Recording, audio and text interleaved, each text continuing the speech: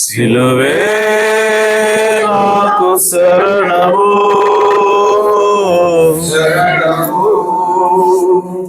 బరువైన సిలువను మోయలేరా, తడబడుచు సుడివడుచు బరువైన సిలువను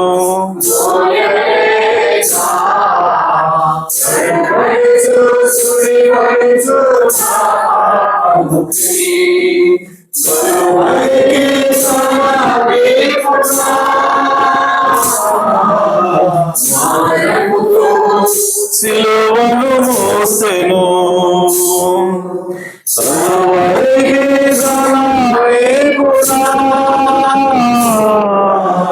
భారముతో సిలువను మోసెను, భారముతో సిలువను మోసెను, భారముతో సిలువను మోసెను. ప్రైజ్ ది లార్డ్, హల్లెలూయా. అలాగే నిలబడి ఉండగా పరిశుద్ధ గ్రంథం నుంచి వాక్యం చదువుకుందాం. ఆదికాండము 18వ అధ్యాయము 1 నుండి 3 వచనాలు చదువుకుందాం. ఆదికాండము 18వ అధ్యాయము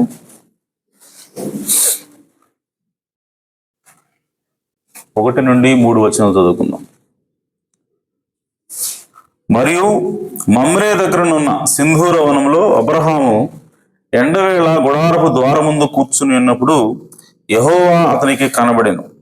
అతడు కన్నులెత్తి చూచినప్పుడు 3 మనుషులు అతని ఎదుట నిలబడి ఉండిరి.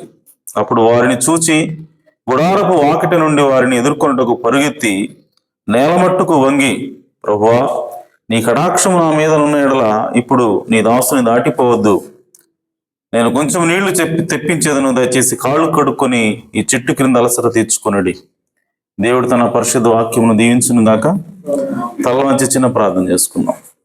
జీవాధిపతి, జీవము కలిగిన తండ్రి, మీ ఘనమైన ఉన్నతమైన నామమునకు స్తుతులు స్తోత్రం చెల్లిస్తున్నాం. ఇప్పటి వరకు మీరు రకంలో భద్రపరిచి క్షేమాన్నిచ్చి మమ్మల్ని మీ సన్నిధిలో సమకూర్చినందుకై స్తోత్రం తండ్రి. ప్రభువా, ఇదిగో నాయన, మీ యొక్క అమూల్యమైనటువంటి రక్తం చేత మా పాపాలన్నింటినీ కూడా కడిగి మమ్మల్ని పరిశుద్ధులుగా చేసినందుకై స్తోత్రం తండ్రి. ఇదిగో నాయన, ఈ సమయంలో మీ విలువ పెట్టి కొనబడిన మీ సొత్తుగా ప్రభువా, సొత్తైన ప్రజలుగా మీకు నిలబడి ఉన్నాం. ఇదిగో తండ్రి, మాతో మాట్లాడండి, మా హృదయాలను సంధించండి, మా హృదయాలను మార్చండి. మీ వాక్యం ద్వారా ప్రభువా, మీ ఆత్మ ద్వారా ప్రభువా మమ్మల్ని దర్శించమని ప్రార్థిస్తున్నాం. ఇక్కడ నిలబడిన నేను కేవలం నిమిత్త మాత్రుడిని ప్రభువా. అయ్యా, నేను మాట్లాడితే ఎలాంటి ప్రయోజనం ఉండదు, కానీ జీవము కలిగిన దేవా, మీరే రంగం మీదకి వచ్చి అందరితో మాట్లాడమని, మమ్మల్ని దీవించమని, ఆశీర్వదించమని ఆ ప్రభువును రక్షకుడునైనా యేసు క్రీస్తు నామములో ప్రార్థించేడు వేడుకుంటున్నాను పరమ తండ్రి. ఆమేన్, ఆమేన్. దయచేసి కూర్చోవచ్చు.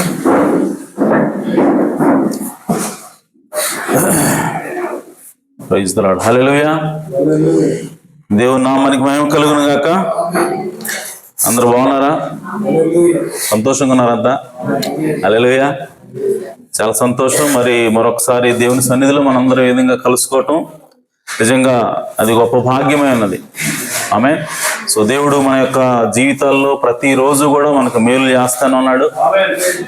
కాబట్టి దేవుడికి మనం నమ్మకంగా ఉండాల్సిన అవసరం ఇంకా ఉందని అది గుర్తు చేస్తా ఉంది. కాబట్టి ఇంకా దగ్గరగా దేవునికి జీవిద్దాం, ఇంకా నమ్మకంగా దేవుని కొరకు మనం పని చేద్దాం. దేవుడు ఖచ్చితంగా ఇంకా మిమ్మల్ని దేవుడు దీవిస్తాడు. హల్లెలూయా. సరే, మంచిది. మరి ఇస్రాయల్ గారు మంచి కళ చెప్పారు, సాక్ష్యం చెప్పారు. దేవునికి స్తోత్రం. అలాగే కళలు దర్శనాలు అనేవి కొంతమంది ఎలా తీసుకుంటారంటే అంటే నేను ఎందుకు మాట్లాడుతున్నానంటే కళలు దర్శనాలు వస్తుంటే అది గిఫ్ట్, అది దేవుడిచ్చినటువంటి గిఫ్ట్. సో అందుకోసమే ఆ వరం అంటే గిఫ్ట్ అంటే అర్థం అవుతుంది మీకు. సో దేవుడిచ్చిన వరం అది. సో ఆ వరాన్ని మనం ఉపయోగించుకోవాలి. దేవుడు మనకి ఏదన్నా మాట్లాడినప్పుడు సంఘానికి దాన్ని చెప్పాలి. అలాగే కొన్ని విషయాలు చెప్పనివి కూడా ఉంటాయి.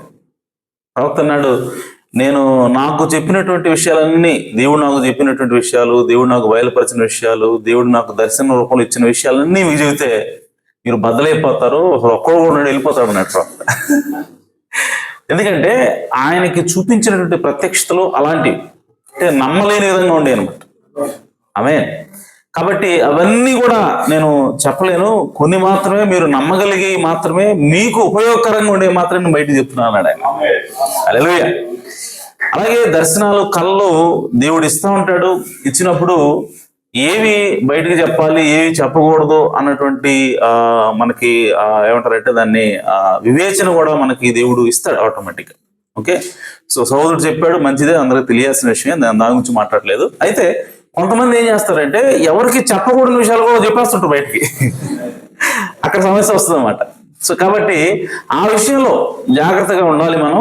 అలాగే రెండోది ఏంటి అంటే ఈ కళలు, దర్శనాలు, లేదంటే భాషలు మాట్లాడటం, లేదంటే ప్రవచనావరం, ఇవన్నీ కూడా మనకి అవసరం, సంఘంలో ఉండాలి. ఎందుకంటే ఇవన్నీ కూడా సంఘాన్ని బలోపేతం చేయడానికి, అలాగే సంఘాన్ని క్షేమాభివృద్ధి చేయడానికి ఇవన్నీ కూడా అవసరమని బైబిల్ చెప్తా ఉంది. హల్లెలూయా. సో ఇవన్నీ కూడా, వరాలన్నీ కూడా మనకి అవసరం ఉండాలి. అయితే ఆ వరాలని మనం ఆపరేట్ చేసేటప్పుడు, ఆ వరాలని మనం ఉపయోగించేటప్పుడు కొంచెం జాగ్రత్తగా ఉండాల్సిన అవసరం ఉంది. ఎందుకనంటే ప్రవక్త ఏమన్నాడంటే వరాలతో పాటు కన్ఫ్యూజన్ కూడా వస్తుందంట. వరం ఎక్కడైతే ఉంటుందో అక్కడ ఏముంటుందంటే ఒక గందరగోళం ఉంటుంది. అంటే ఇది నిజమా కాదా, ఇది నిజంలాగా అనిపిస్తుంటుంది కానీ నిజం కాకపోవచ్చు. సో అలాంటి గందరగోళ పరిస్థితులు కూడా వచ్చేటువంటి అవకాశము ఉన్నది. కాబట్టి ఆ వరాలని మనం ఎలా హ్యాండిల్ చేయాలి, వాటిని ఎలాగా ఉపయోగించాలి అన్నటువంటి జ్ఞానం కూడా మనకి, ఆ వివేచన కూడా ఉండాలి వరాలతో పాటు అని ప్రవక్త అన్నాడు. ఆమేన్. ప్రవక్త ఇంకో మాట అన్నాడు, అదేంటంటే దేవుడు వచ్చి కనుక 9 వరాలు ఉన్నాయి కదా, 9 వరాలు ఉన్నటువంటి సంఘం నీకు కావాలన్నా, లేదంటే ఈ వరాలు ఏమీ లేకుండా కేవలం ప్రేమ మాత్రమే ఉన్నటువంటి సంఘం నీకు కావాలన్నా నువ్వు కోరుకో అని చెప్పంటే ప్రవక్త అన్నాడు, ఆ ప్రేమ మాత్రమే ఉన్న సంఘం నాకు చాలు అన్నట్టు. వరాలు లేకపోయినా పర్వాలేదు, నాకు ప్రేమే కావాలన్నాడు. ఆమేన్. సో కాబట్టి వరం అనేది అవసరమే, కానీ దాని అంతకంటే కూడా ప్రాముఖ్యమైనది ఏంటంటే ప్రేమ అన్నది.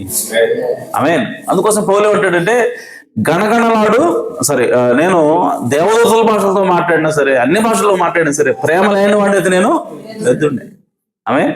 సో నేను గణగణలాడు కంచులాగా, లేదంటే మురుగడు కంచులాగా నేను ఉంటాను తప్ప దానివల్ల ఉపయోగము లేదన్నాడు. ఆమేన్. అలాగే కాల్చబడుటకు నా శరీరం అప్పగించినప్పటికీ నేను ప్రేమ లేని వాడి అయితే వ్యర్థున్నే అంటున్నాడు. అంటే ఆయన ఏమంటున్నాడంటే వరాలు ఉన్నప్పటికీ ప్రేమ లేని వరాలు నాకు అవసరం లేదంటున్నాడు. హల్లెలూయా. సో ప్రాముఖ్యమైనది ఏంటంటే మనం వెతకాల్సింది ఏంటంటే వరాలతో పాటు ప్రేమ కూడా ఉండాలా. ఎందుకు ప్రేమ ఉండాలి అని అంటే ఆ ప్రేమ ఉన్నప్పుడే ఈ వరాన్ని ఎలా ఉపయోగించాలో తెలుస్తుంది. హల్లెలూయా. కాబట్టి ప్రియ సోదరి సోదరులారా, మనము వరాల కోసము, వరాలు కలిగిన వాళ్ళు అందరూ కూడా ఖచ్చితంగా పరిశుద్ధాత్మ కోసం ప్రార్థన చేయాలి. అదేంటండి నాకు వరం ఉంది కదా అంటే ఇంకొక ప్రమాదం కూడా ఉంది. ఎందుకనంటే వరాలు ఉన్నప్పుడు దాంతోపాటు ఏమొస్తుందంటే నాకు ఈ వరం ఉంది కాబట్టి దేవుడు నన్ను ఎన్నుకున్నాడు, నాకు ఈ వరం ఉంది కాబట్టి దేవుడు నన్ను రక్షించాడు, ఇలాంటి మైండ్ సెట్తో ఉన్నారు చాలా మంది. ఆమేన్. ఇక్కడ నుంచి వెళ్ళిపోయినా కూడా అదే మైండ్ సెట్తో ఉన్నాడు. అదేనా, నాకు కళ్ళు వస్తున్నాయి కాబట్టి నన్ను దేవుడు ఎన్నుకున్నాడు, నాకు కళ ఇచ్చి మరి దేవుడు నాతో మాట్లాడాడు కాబట్టి దేవుడు నన్ను ఎన్నుకున్నాడు, కాబట్టి నేను దేవుని యొక్క రక్షణలో ఉన్నాను, దేవుడిని రక్షించాడని చెప్పి అనుకుంటున్నారు. అని బైబిల్ కనుక మీరు స్పష్టంగా గమనించే వాళ్ళు అయితే బైబిల్ ఏం చెప్తుందనంటే వరాలు అనేవి ఆమేన్ మారు మనసు లేకుండానే వస్తాయి. ఏమన్నా బైబిల్లో? వరాలు పిలుపులు మారు మనసు లేకుండానే వస్తాయి. అంటే వరం పిలుపు నీకు ఉన్నంత మాత్రాన నువ్వు రక్షించబడినట్టు కాదు. నీకు దేవుడు వచ్చి దర్శనం ద్వారా పిలవచ్చు, లేదంటే గొర్రెపిల్ల ఎత్తుకొని పిలవచ్చు, ఎలా పిలిచినా సరే ఆమె నిజంగానే అనిపిస్తుంది. నీకు వచ్చిన కాల దర్శనం నిజంగానే అనిపిస్తుంది. దేవుడే మాట్లాడినాతో అనిపిస్తుంది. దేవుడు నీకు పిలిచాడు కాదనట్లేదు. కానీ నువ్వు పిలిచినంత మాత్రాన, పిలవబడినంత మాత్రాన నువ్వు రక్షించబడినట్టు కాదు. బైబిల్ చెప్తుంది ఆ మాట. కానీ ఈ వరాలు ఉండటం వల్ల ఏమవుతుందంటే ఆ కన్ఫ్యూజన్లోకి వెళ్ళిపోతారు. అంటే దేవుడు నాతో మాట్లాడుతున్నాడు కాబట్టి, దర్శనాలు నాకు వస్తున్నాయి కాబట్టి, లేదంటే భాషలు మాట్లాడే వరం నాకు ఉంది కాబట్టి, లేదంటే ప్రవచన వరం నాకు ఉంది కాబట్టి దేవుడు రక్షించేసాడేక అని వాళ్ళ ఇష్టానుసారంగా జీవిస్తున్నారు. అదేనా డేంజర్ ఎక్కడ ఉందనంటే, వాటిని ఆహారం చేసుకొని ఇక భ్రమపడుతూ వాళ్ళు ఏం చేస్తారంటే, నేను వాక్యం ప్రకారం జీవిస్తున్నాను లేదా ఇంక చూసుకోవట్లేదు. సో దానివల్ల చాలా ప్రమాదంలో ఓడిపోతుంది. అందుకోసమే ప్రవక్త కన్ఫ్యూజన్ క్రియేట్ చేస్తుంది. ఆమె ప్రవక్త ఒకసారి మీటింగ్కి వెళ్ళాడు. పెంతెకొస్తు మీటింగ్ జరుగుతుంది, మీటింగ్కి వెళ్తే అక్కడ అందరూ కూడా భాషలో మాట్లాడుతూ ఉన్నారు. ఒక ఆయన వచ్చి అర్థం చెప్తా ఉన్నాడు.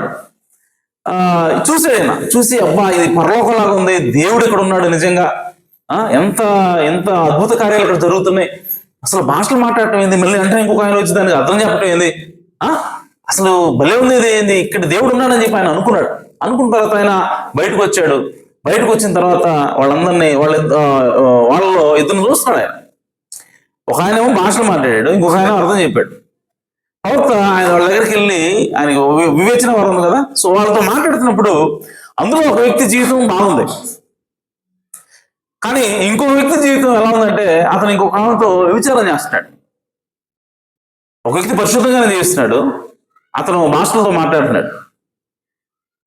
సో ఓకే బాగుంది అనుకున్నాడు ఆయన.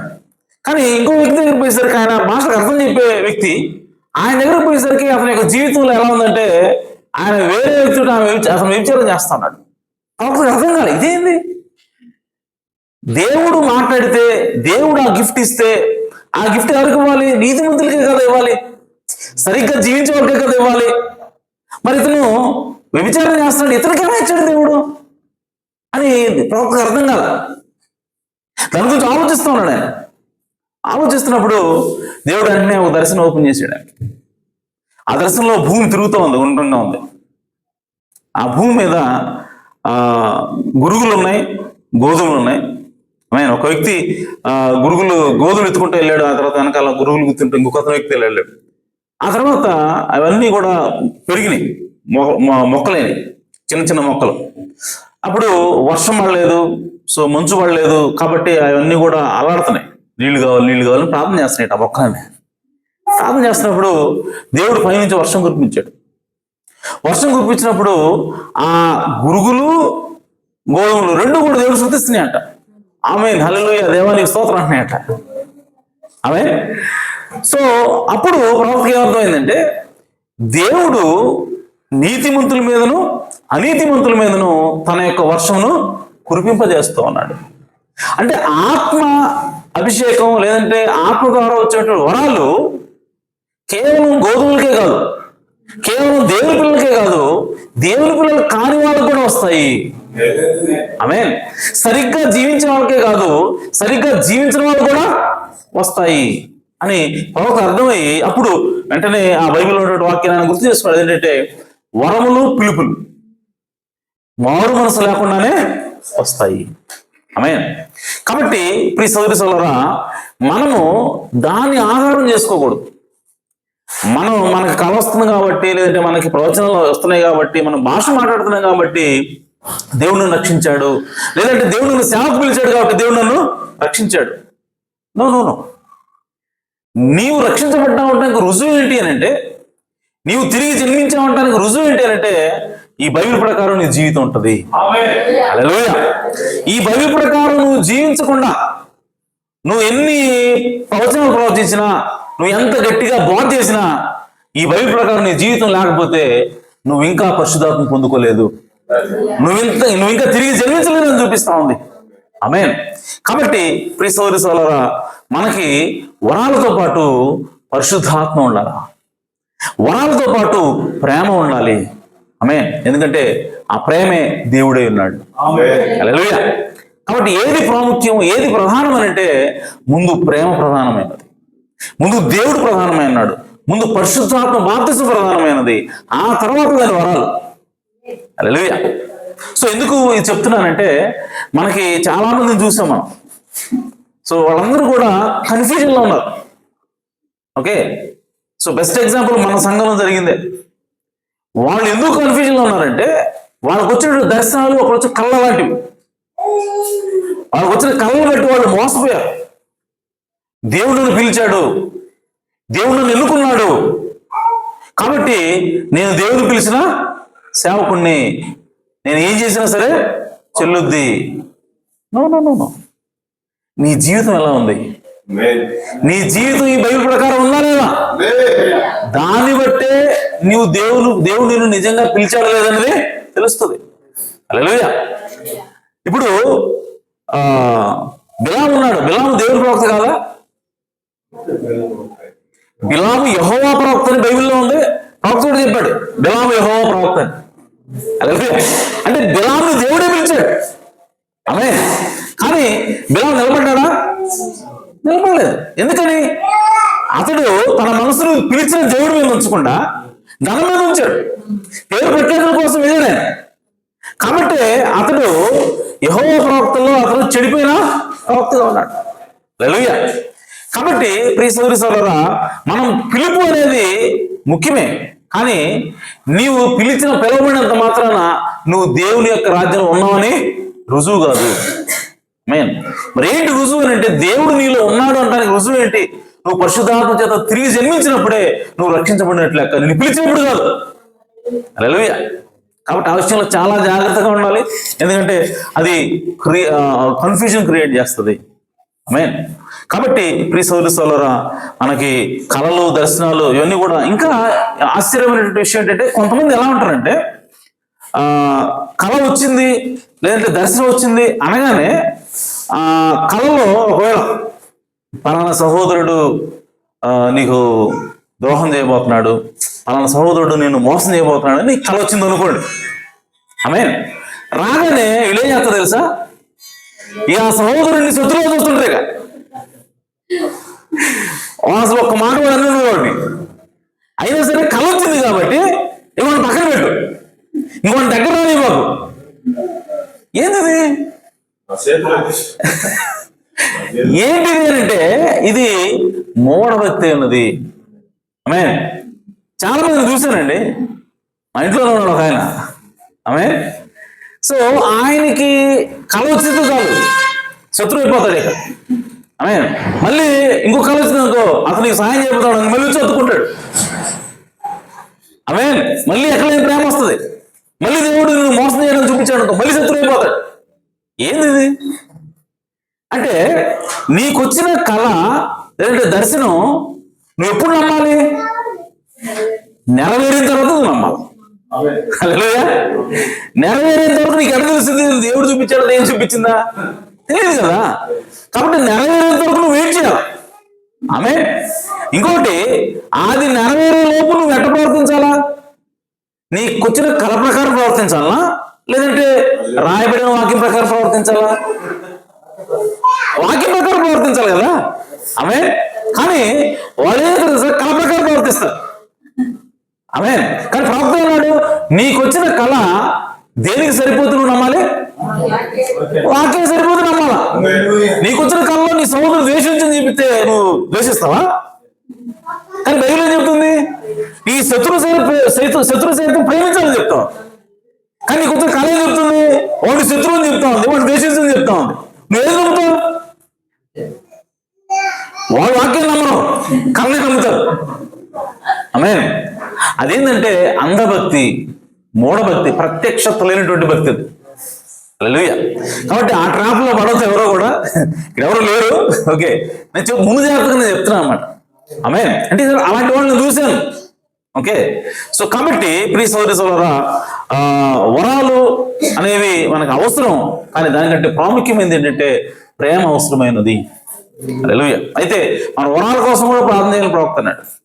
ఆమె నువ్వు భాషల కోసం ప్రార్థన చేయాలా, దర్శనాల కోసం ప్రార్థన చేయాలా, ప్రవచన వారం కోసం ప్రార్థన చేయాలా. ఆమేన్. సో ఇవన్నీ కూడా సంఘానికి అవసరం. అయితే దాంతోపాటు ప్రేమ అనేది అన్నిటికంటే అత్యవసరం అని ప్రవక్త అన్నాడు. ఆమేన్. కాబట్టి ఆ విషయాన్ని గుర్తిద్దాం. మరి దేవుడు విశాల్ గారు మంచి దేవుడు కళ ఇచ్చాడు. ఇంకొకటి ఏంటంటే ఆయనకి చాలా కళ్ళు వస్తుంటాయి. ఆయన ప్రతిరోజు కళ్ళు కంటూనే ఉంటాడు. ఓకే, సో చాలా మంచిది. అయితే అలాంటి కళలు మనకి అవసరం. అయితే ఏమి చెప్పాలి, ఏమి చెప్పకూడదు, ఎందుకంటే కొన్ని కళ్ళు ఏంటంటే అందరికీ అవసరం, కానీ కొన్ని కళ్ళు మన వరకే. ప్రవక్త అన్నాడు కొన్ని కళ్ళు నేను చెప్పను అన్నాడు, కొన్ని దర్శనాలు నేను చెప్పను. ఎందుకంటే మరి ఎందుకు చూపించాడు దేవుడు అని అంటే, ప్రవక్త అన్నాడు నా కోసం అన్నాడు. ప్రవక్త అది నా విశ్వాసాన్ని పెంపొందించడం కోసమే దేవుడు నాకు చూపించాడు తప్ప అది ప్రజల కోసం కాదు. అందుకోసం నేను దాన్ని చెప్పను అన్నాడు. ఆమేన్. సో కాబట్టి అవన్నీ కూడా ఆ జ్ఞానం అంతా కూడా, వివేచన అంతా కూడా మన ప్రవక్త ద్వారా దేవుడు మనకి ఇచ్చాడు. ఈ గడి వర్తమానము దాన్ని మనకు నేర్పుతూ ఉంది.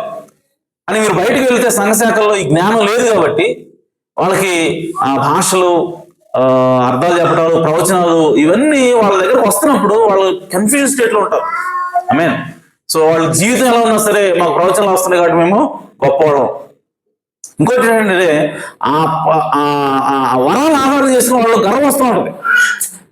నేను ప్రవచిస్తున్నాను కాబట్టి, నేను భాషలకు అర్థం చెప్తున్నాను కాబట్టి నా అంత భక్తిపరుడు లేడు, నా అంత పరిశుద్ధులు లేడు అన్నటువంటి ఆలోచన వాళ్ళకి గర్వం ఇస్తూ ఉంటుంది. దానికి కారణం ఏంటంటే వాళ్ళకి సరైనటువంటి బేస్ ఈ బైబిల్లో లేదు కాబట్టి. హల్లెలూయా. నిజంగా బైబిల్ ఏం చెప్తా ఉందో, పరిశుద్ధ గ్రంథం ఏం చెప్తా ఉందో, వరాల గురించి వాళ్ళకి తెలుసుంటే ఆ గర్వం వాళ్ళకి రాదు. మెయిన్ ఆ గర్వం ఏం చూపిస్తా ఉందంటే వాళ్ళు ఇంకా వాక్య ప్రత్యక్షత పొందలేదని చూపిస్తా ఉన్నాయి. ఆమేన్. కానీ మనలాగా ఆమేన్. ఈ ఘడి వర్తమానం మనకున్నది. ఈ ఘడి వర్తమానం ప్రతి విషయాన్ని కూడా మనకి విడమర్చి బోధించి చెప్తా ఉన్నది. హల్లెలూయా. కాబట్టి దేవుని నామానికి మహిమ కలుగును గాక. మంచిది. మరి అలాగే సహోదరుడు మేక సాక్ష్యం చెప్పాడు, దేవుడు రక్షించాడు, దేవుడు కాపాడాడు. నాకు ఎంతవరకు చెప్పలేదు, సో డైరెక్ట్ గా చెప్పేశాడు సహోదరుడు. దేవుని నామానికి మహిమ కలుగును గాక. ఆమేన్. సో దేవుడు మనల్ని ఎల్లప్పుడూ కూడా కాపాడే దేవుడు అన్నాడు. ఆమేన్. ఆయన ఆపత్కాలంలో నమ్ముకునదగిన సహాయకుడు, తక్షణ సహాయకుడు మీద చెప్తా ఉంది. ఆమేన్. తక్షణమే వెంటనే సహాయం చేసే దేవుడే ఉన్నాడు. రైట్, మంచిది. మరి ఈరోజు చదువుకున్న వాక్య భాగం నుంచి ఒక అంశం, ఈ అంశం చాలా ప్రాముఖ్యమైన అంశం, అలాగే అనేక మందిని గందరగోళంలో నెడుతున్నటువంటి అంశం, అనేక మందిని వేధిస్తున్న ఒక ప్రశ్న. ఈ ప్రశ్నకి సమాధానమే ఈరోజు ఈ వర్తమానం. ఆమేన్.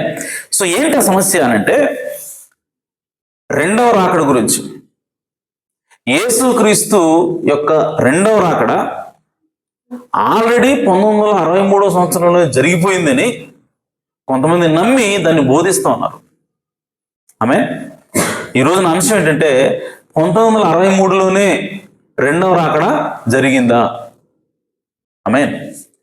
ఎందుకనంటే, ఎందుకు ఇది ప్రాముఖ్యమనంటే 1963లో ఆ సన్సెట్ పర్వతం మీదకి ఆ దేవదూతలు వచ్చి ప్రవక్త బ్రాహ్మణ్ గారిని ఆ మేఘంలోకి తీసుకెళ్ళినప్పుడు అది రెండవ రాకడని చాలా మంది బోధ చేస్తారు.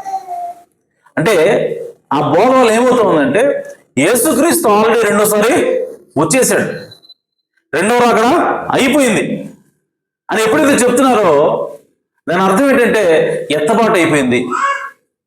ఆమె దాని అర్థం ఏంటంటే ప్రభుత్వ భోజనం ఇంకా అవసరం లేదు. దాని అర్థం ఏంటంటే 1000 పనుల్లోకి మనం వెళ్ళిపోయాం. ఇవన్నీ వస్తాయి ఇంకా ఆటోమేటిక్. రెండవ రాకడ అయిపోయింది 1963లోనే అని ఎప్పుడైతే చెబుతామో అప్పుడు వెంటనే ఏమవుతుందంటే ఎత్తబాటు అయిపోయింది. ఆమె మనం ప్రభుత్వ భోజనం తీసుకోవాల్సిన అవసరం లేదు, దశంభాగం మాత్రం కట్టాలి. ఆమె వాళ్ళు చూడండి ఎంత విచిత్రంగా ఉంటారు. బోధ ప్రభుత్వ భోజనం అవసరం లేదంటారు, కానీ దశంభాగాలు తీసుకుంటూ ఉంటారు. అదే అంటే 1963లోనే రాకడా అయిపోయిందని చెప్పంటే ఇవన్నీ కూడా కన్ఫ్యూజన్స్ అవన్నీ. ఓకే, సో కాబట్టి అవన్నీ కూడా క్లియర్ చేయాల్సిన అవసరం ఉంది. ఎందుకంటే ఈ బోధ ఆల్రెడీ పిడుగురాలు తాకింది, పిల్లట్లు కూడా తాకింది. ఆ పిల్లట్ నుంచి ఇక్కడ కూడా వచ్చారు, ఆయన వచ్చి మాట్లాడాలని ప్రయత్నం చేశారు కానీ కుదరలేదు. సో అయితే దాన్ని మనం ముందుగానే తెలుసుకోవాలి. సంఘంగా మిమ్మల్ని ఏం చేస్తానంటే ఇప్పుడు ప్రిపేర్ చేస్తాను. రేపు పొద్దున ఇలాంటి బోధ మీ దగ్గరకు వస్తే సో దానికి సమాధానం మీకు ఆల్రెడీ ఉండాలి, మీ దగ్గర ఉండాలి. అప్పుడు మీరు దాన్ని నమ్మకుండా ఉంటారు. అసలు ఏంటి వాస్తవం అనేది మీకు అర్థం అవ్వాలనే ఉద్దేశంతో ఈ వర్తమానాన్ని తీసుకొచ్చాను. ఇది కొంచెం కాంప్లికేటెడ్గా ఉంటుంది, అర్థం చేసుకోవడం కొంచెం కష్టంగా ఉంటుంది. అయినా సరే నేను మీకు విడమర్చి చెప్పడానికి ప్రయత్నం చేస్తాను. ఓపికగా వినండి. ఆమేన్. రైట్. సో ఇప్పుడు రెండవ రాకడ గురించి మనం తెలుసుకోవాలంటే ఇప్పుడు ఆది కాండంలో జరిగినటువంటి ఈ సందర్భం గురించి మనం వెళ్ళాలి. ఓకే. సో ఆది కాండంలో మనం చదువుకున్నాం, సింధూర వనంలో అబ్రహాము వెయిట్ చేస్తున్నాడు ఎండవేళ.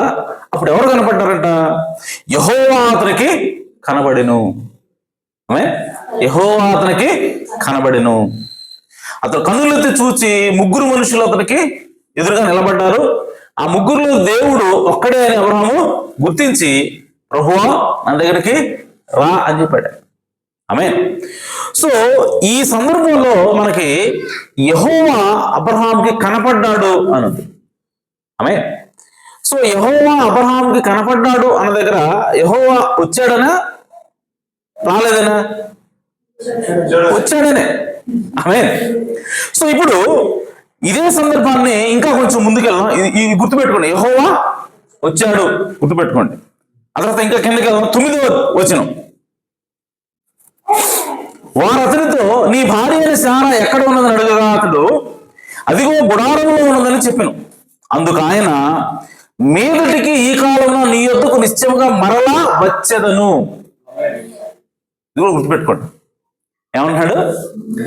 యెహోవా ఆల్రెడీ వచ్చాడు, మరలా ఏమంటున్నాడు? నేను మరలా వస్తాను అంటున్నాడు. ఆమె రైట్.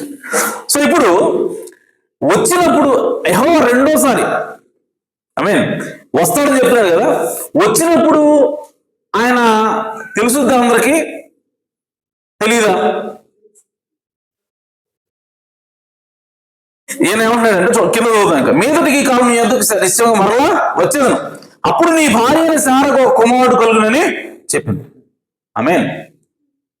చూడండి ఇంకా ఆయన ఏమంటుందంటే 13వ వచనం, అంతటి యెహోవా అబ్రహాముతో వృద్ధురాలైన నేను నిశ్చయముగా ప్రసవించదనా అని శారా నవ్వనేలా, యెహోవాకు అసాధ్యమైనది ఏదైనా ఉన్నదా? మీదటికి ఈ కాలమున నిర్ణయ కాలమందు నీ యొద్దకు తిరిగి వచ్చేదను.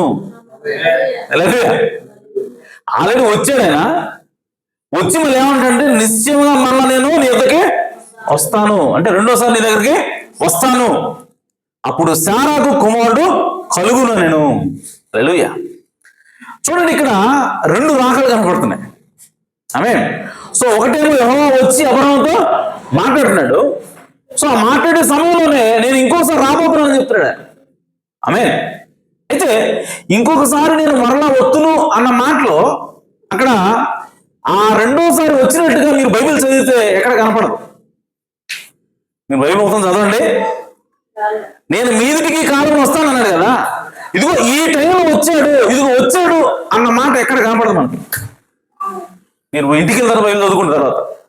ఆమె అంటే యెహోవా వచ్చినట్ట రానట్ట? అంటే నేను వచ్చాను అని చెప్తే వస్తానని చెప్పిన తర్వాత ఆమె ఇప్పుడు ఆయన వచ్చినట్టుగా ఒక్క లేఖనం కూడా లేకపోయినంత మాత్రాన ఆయన రానట్టేనా? అట్ట అనుకోవడం లేదు. మరి ఆయన వచ్చినట్టు ఎలా చెబుతాం?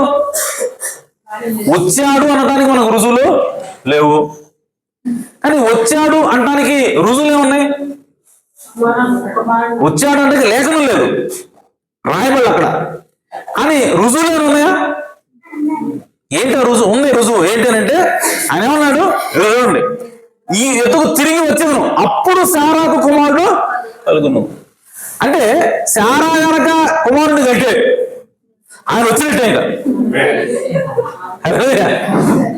అర్థమైనా?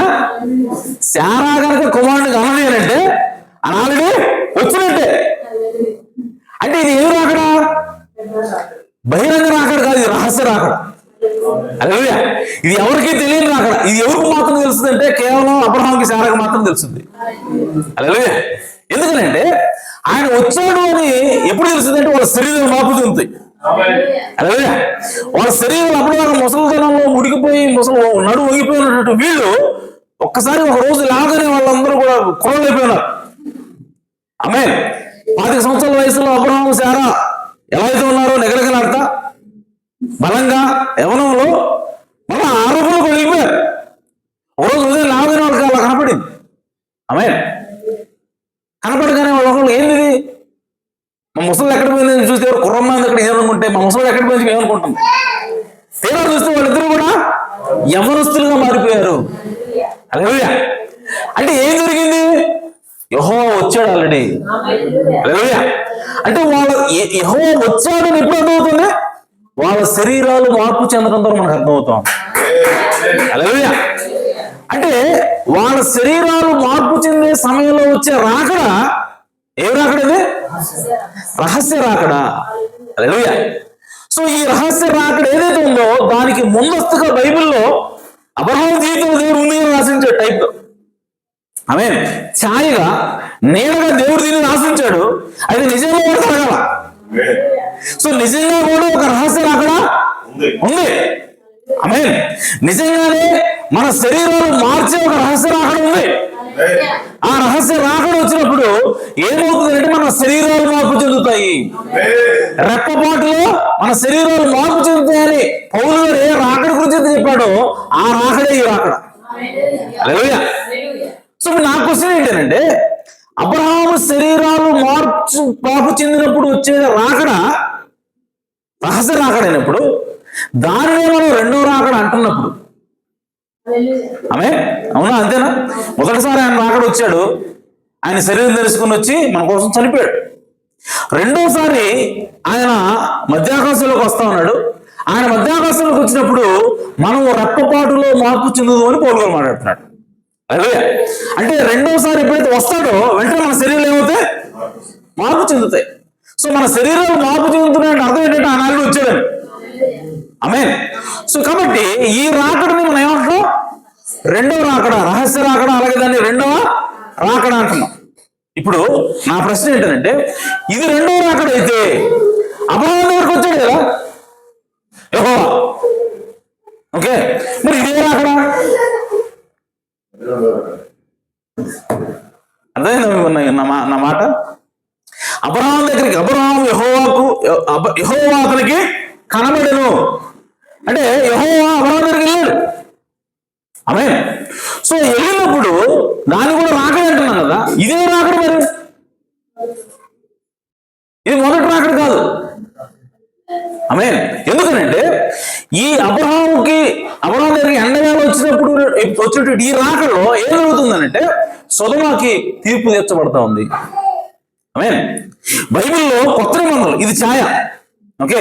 కొత్త నిబంధనలో ఇంకో మాట రాయబడుతుంది ఏంటంటే లోతు దినంలో జరిగినట్టుగా ఆమేన్ మనుష్య కుమారుడు ప్రత్యక్షముగు దినంలో జరుగును. హల్లెలూయా. అంటే లోతు దినంలో ఎలా అయితే జరిగిందో మనుష్య కుమారుడు ప్రత్యక్షమయ్యే దినంలో కూడా జరుగుతుంది. అంటే మనుష్య కుమారుడు ప్రత్యక్షత వేరు, మనుష్య కుమారుడు రాకడ వేరు. గుర్తుపెట్టుకోండి, మనుష్య కుమారుడే ప్రత్యక్షముగు దినాల్లో జరుగును, అలాగే మనుష్య కుమారుడు రాకడ దినం ఉంటుంది. హల్లెలూయా. సో మీకు ప్లెయిన్ గా చెప్తున్నాను, మనుష్య కుమారుడు ప్రత్యక్షముగు దినము అని అంటే మనుష్య కుమారుడు అనేటువంటి యేసుక్రీస్తు ఒక శరీరాన్ని ఉపయోగించుకుని పనిచేయటమే మనుష్య కుమారుడు ప్రత్యక్షత. హల్లెలూయా. ఒక మనిషి శరీరంలో ఉండి దేవుడు తనను తాను బయలుపరుచుకోవటమే మనుష్య కుమారుడు యొక్క ప్రత్యక్షత, లేదంటే మనుష్య కుమారుడు యొక్క బయలుపాటు, లేదంటే మనుష్య కుమారుడు యొక్క పరిచర్య. హల్లెలూయా. సో కాబట్టి దీన్ని రాకడ అనడానికి లేదు. మనుష్య కుమారుడి ప్రత్యక్షత మనుష్య కుమారుడు రాకడ కాదు. మనుష్య కుమారుడు రాకడ అని చెప్పాలంటే ఆయన తన సొంత శరీరంలో రావాలి. హల్లెలూయా. ఇప్పుడు యెహోవా అబ్రహాము కనపడ్డాడు ఉంది కదా, ఇప్పుడు ఈ యెహోవా యొక్క శరీరం సొంత శరీరమా, లేదంటే ఆ సంఘటన కోసం తయారు చేసుకున్న శరీరమా? ఆ సంఘటన కోసం తయారు చేసుకున్న శరీరం, సొంత శరీరం కాదు. ఎందుకంటే ఇంకా ఆయన యేసుక్రీస్తుగా పుట్టలేదు ఆ సమయానికి. కాబట్టి ఒక మనిషి శరీరాన్ని ఆయన తయారు చేసుకుని సృష్టించబడిన శరీరం ఆయన ప్రత్యక్షమయ్యాడు. హల్లెలూయా. సో కాబట్టి దాన్ని రాకడా అనకూడదు. ఆమేన్. అయితే ఇప్పుడు ఈరోజు ఈ కన్ఫ్యూజన్ ఎందుకు వస్తా ఉందంటే 1963లో ఆమేన్ ఆయన దిగి వచ్చినట్టుగా అవుతున్నాడు, బైబిల్లో కూడా దిగి వచ్చినట్టుగా ఉన్నది. సో దాన్ని రాకడా కన్ఫ్యూజ్ అవుతున్నారు, అది కూడా రాకడా అంటున్నారు. కాబట్టి వాళ్ళు ఏమంటారు, దాన్ని రెండో రాకడికి లెక్కేస్తారు. అది రెండో రాకడైతే మరి సింధూరు వనంలో అబ్రహాం కనపడ్డ రాకడ కూడా రెండో రాకడ అనాలా? మరి అది రెండో రాకడైతే మరి రహస్యంగా అబ్రహాం శరీరాలు మార్చే రాకడైతే మరి అది మూడో వాళ్ళు. మరి అది మూడైతే మరి ఇశ్రాయేల్ దగ్గరికి వచ్చే రాకడేంది? అది నాలుగో రాకడ అవుద్ది. మొత్తం చేంజ్ అయిపోతుంది. కాబట్టి ఇక్కడ రహస్య రాకడే రెండో రాకడ.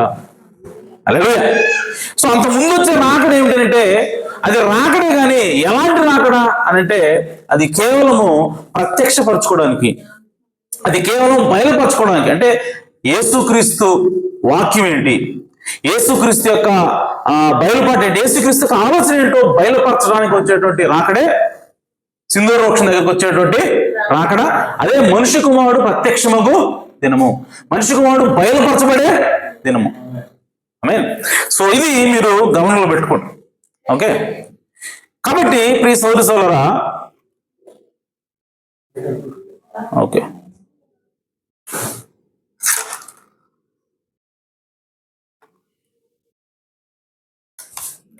హల్లెలూయా.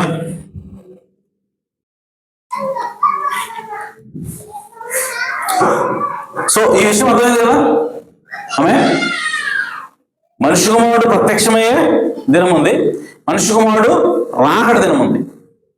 మనిషి కుమారుడు ప్రత్యక్ష దినాన్ని రాకడ అనకూడదు, మనిషి కుమారుడు రాకడే రెండవ రాకడే ఉన్నది. ఆమేన్. రైట్. అలాగే 14వ వచనం.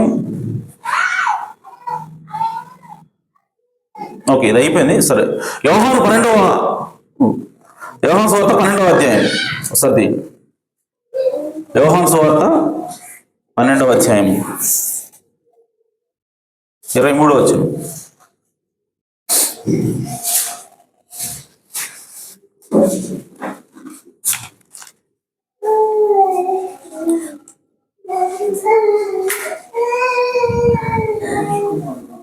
చూడండి, మనిషి కుమారుడు ఎప్పుడైనా సరే వచ్చేటప్పుడు, రెండవ రాకడలో వచ్చేటప్పుడు ఆయన మహిమతో వస్తాడు. గుర్తుపెట్టుకోండి, ఆయన ఎలా వస్తాడు? మహిమతో వస్తాడు. అసలు మహిమ అంటే ఏంటి, మహిమ పరచబడటం అంటే ఏంటి? ఆమేన్. దాని గురించి కొంచెం మనం తెలుసుకోవాలి. ఓకే, అప్పుడు మనకి ఇది రెండవ రాకడా కాదా, ఇది 1963లో వచ్చింది రెండవ రాకడా కాదా అన్నది మనకి క్లారిటీగా అర్థమవుతుంది. ఓకే. సో అసలు ఇప్పుడు చూడండి 12:23 వచ్చి, అందుకు యేసు ఎట్లనే మనుష్య కుమారుడు మహిమ పొందవలసిన గడి వచ్చి ఉన్నది. ఆమేన్. అంటే యేసుక్రీస్తు మనుష్య కుమారుడుగా ఉన్నాడు. 2000 సంవత్సరాల క్రితం ఆయన సొంత శరీరంలో ఆయన ఉన్నాడు యేసుక్రీస్తుగా ఉండి, ఆయన ఏమంటాడంటే మహిమ పొందవలసిన గడియ వచ్చింది. అంటే నేను మహిమ పొందే గడి వచ్చింది. ఆమేన్. గోధుమ గింజ, ఒక్క నిమిషం. ఓకే, సరే, అదంతా చెప్తున్నాడు. మళ్ళీ 27 ఇదంతా చదివి మనకు కన్ఫ్యూజ్ అవుతారు. 27, ఇప్పుడు నా ప్రాణం కలవరపడుచున్నది, నేనేమందును, తండ్రి ఈ గడియ తటస్థింపకుండా నన్ను తప్పించుము. అయినను ఇందుకోసమే నేను ఈ గడియకు వచ్చి తిని, తండ్రి నీ నామము మహిమపరచుమని చెప్పాను. ఆమె ఏమన్నా, నీ నామము మహిమపరచుము అని చెప్పాను. అంతటా నేను దానిని మహిమపరిచితిని. స్వరం ఏం చెప్తుంది? నేను దానిని మహిమపరిచితిని, మరలా మహిమపడుతున్న యొక్క శబ్దం ఆకాశం నుండి వచ్చెను. హల్లెలూయా. సో ఇప్పుడు యేసుక్రీస్తు ఏమంటాడంటే, ఈ భూమి మీద మనిషి కుమారుడుగా ఉండి నేను మహిమ పొందవలసిన గడియ వచ్చి ఉన్నది అని చెబుతూ దేవుడికి ప్రార్థన చేస్తూ ఆయన ఏమంటాడంటే, నన్ను నీ నామాన్ని మహిమపరచు తండ్రి అని అంటే, ఇప్పుడు దేవుడు ఏమంటాడంటే నేను ఇదివరకే దాన్ని మహిమపరిచితిని. అంటే యేసుక్రీస్తు తన తండ్రి నామంలో వచ్చి ఉన్నాడు ఈ భూమి మీదకి. సో ఇప్పుడు దేవుడు ఏమంటాడంటే నీ నామమును ఇదివరకు నేను మహిమపరిచితిని. ఆమేన్. మళ్ళీ ఏమంటాడు, మరొకసారి నేను నాన్ని మహిమ పరతును. అంటే యేసుక్రీస్తు యొక్క నామము లేదంటే తండ్రి యొక్క నామము 2 సార్లు మహిమపరచబడాలి. ఒకటి, ఈ భూమి మీద ఉన్నప్పుడు దేవుడు ఆల్రెడీ ఆయన్ని చెప్తున్నాడు, నీ నామాన్ని నేను ఆల్రెడీ మహిమపరిచాను, మరలా మహిమ పరతును. ఆమేన్. సో ఏంటి దాని అర్థము అని అంటే, ప్రియ సోదరి సోదరులారా, నీ నామాన్ని నేను ఆల్రెడీ మహిమపరిచా అని దేవుడు అంటున్నాడు. సో మహిమపరచబడినటువంటి నామం కాబట్టి, మహిమపరచడం అంటే అర్థం ఏంటంటే దేవుడే స్వయంగా వచ్చి ఈ నామం గొప్పది. ఇంకో విషయం మీకు కన్ఫ్యూజన్ అవుతుంది, నామం అన్నా ఆ నామం పెట్టుకున్న అదే ఆ పేరు అన్నా ఆ పేరు పెట్టుకున్న మనిషి అన్నా 2 ఒకటే. ఓకే, నామాన్ని మహిమపరుస్తున్నాడు అంటే ఆ నామం కలిగిన వ్యక్తిని కూడా మహిమపరుస్తున్నాడు అర్థం. హల్లెలూయా. సో ఇప్పుడు దేవుడు ఏమంటాడంటే నీ నామాన్ని ఆల్రెడీ నేను మహిమపరిచాను, మరలా మహిమపరుతున్నాను. హల్లెలూయా. సో ఇప్పుడు మొదటిసారి ఆల్రెడీ భూమి మీద యేసుక్రీస్తు ఉన్నప్పుడే సిలువ ఎక్కక మునిపే ఆయన నామం మహిమపరిచాడంట దేవుడు. నామాన్ని మహిమపరచడం అంటే అర్థం ఏంటంటే దేవుడే ఆయన నామాన్ని తీసుకొచ్చి ఈ నామము అన్నిటికంటే ఉన్నతమైనది, ఈ నామం గొప్పది, అంటే ఈయన గొప్పవాడు, ఈయనకి మీరు లోబడండి అని స్వయంగా దేవుడు చెప్పినట్లయితే అది ఆ నామాన్ని లేదా ఆ వ్యక్తిని మహిమపరిచినట్లు లెక్క. హల్లెలూయా. ఇంకో మాట చెప్పాలంటే అందరికీ కూడా ఏమని చెప్తున్నాడంటే ఈ వ్యక్తి, ఈ పేరు గల ఈ వ్యక్తి అధికారి అన్నాడు, ఈ వ్యక్తికి మీరు లోబడండి అని ఎవరు చెప్తున్నారు? దేవుడు చెప్తున్నాడు. హల్లెలూయా. అది దేవుడు ఒక యేసుక్రీస్తు యొక్క నామాన్ని లేదంటే యేసుక్రీస్తుని మహిమపరచడం అంటే అర్థం అది. ఆమేన్. ఎలా చెప్తా సహోదరుడా ఆయన నామం మహిమపరచబడింది ఇదివరకే అని అంటే, ప్రియ సోదరి సోదరులారా, ఆయన నామం ఎప్పుడైతే పలికబడిందో ఆమేన్ దెయ్యాలు గజగజ వణుకుతున్నాయి. ఆమేన్. సేనా దగ్గరికి వచ్చినప్పుడు ఆయన దగ్గరికి రాకపోతే అయ్యా ఎందుకు వచ్చావు, మా టైం ఇంకా రాలేదు కదా, మమ్మల్ని బాధపడ్డానికి అప్పుడే వచ్చావా అని అవి వణుకుతూ ఏమన్నాయంటే బతిలాడుకుంటారు యేసు ప్రభు. ఆమేన్. బతిలాడుకుని ఏమన్నాయంటే మమ్మల్ని బాధపడద్దు, మమ్మల్ని నరకంలో పంపించవద్దు, మమ్మల్ని ఇదిగో పందులలోకి పంపించాలని బతిలాడుకుంటే. ఆమేన్. అంటే యేసుక్రీస్తు యొక్క పేరు చెప్పగానే, యేసుక్రీస్తు యొక్క పేరు ఎప్పుడైతే ఉచ్చరించబడిందో, యేసుక్రీస్తు ఎక్కడికైతే వెళ్ళాడో అక్కడ దెయ్యాలు గజగజ ఉడుకుతున్నాయి. ఆమేన్. అంటే దాని అర్థం ఏంటంటే యేసుక్రీస్తు యొక్క పేరుని అనగా యేసుక్రీస్తుని దేవుడు ఆల్రెడీ మహిమపరిచాడు. ఎలా అంటే ఆయన ఆత్మ సంబంధంగా మహిమపరిచాడు. హల్లెలూయా.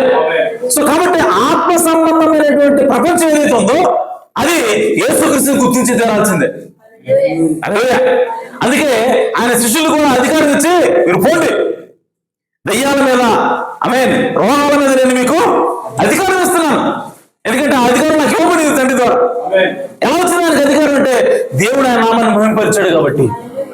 ఆత్మ సంబంధమైనటువంటి లోకం ఒకటి ఉంటుంది, ఇది శరీర సంబంధమైన లోకం. ఆమేన్. కానీ ఆత్మ సంబంధమైన లోకంలో యేసుక్రీస్తు పేరుని ఆల్రెడీ దేవుడు మహిమపరిచాడు కాబట్టి ఆ దయ్యాలన్నీ కూడా ఆ నామాన్ని గుర్తించాల్సిందే, సెల్యూట్ చేయాల్సిందే. హల్లెలూయా. మన ప్రాంతానికి ప్రధానమంత్రి నరేంద్ర మోడీ వచ్చాడు అనుకోండి, ఆటోమేటిక్ మన చేతిలో వెళ్తాయి. ఆమేన్. నీకు అతను ఇష్టం ఉన్నా లేకపోయినా, ఆ పార్టీ అంటే నీకు ఇష్టం ఉన్నా లేకపోయినా ఆటోమేటిక్ గా దండం పెడతా, అయ్యా నమస్కారం అండి నేను వంగుతాడట. దానికి కారణం ఏంటంటే ప్రధానమంత్రి అనేటువంటి స్థానం అతనికి ఇవ్వబడింది కాబట్టి, ఆ అధికారం ఇవ్వబడింది కాబట్టి ఆటోమేటిక్ గా మనం వంగుతాం. ఆమేన్. అలాగే దేవుని చేత యేసుక్రీస్తు యొక్క పేరు ఆల్రెడీ మహిమపరచబడింది కాబట్టి ఆత్మ సంబంధంగా ఆమేన్ పాతాళంలో ఉన్నటువంటి ప్రతి దెయ్యం కూడా ఆయన గుర్తించి తీరాల్సిందే. హల్లెలూయా.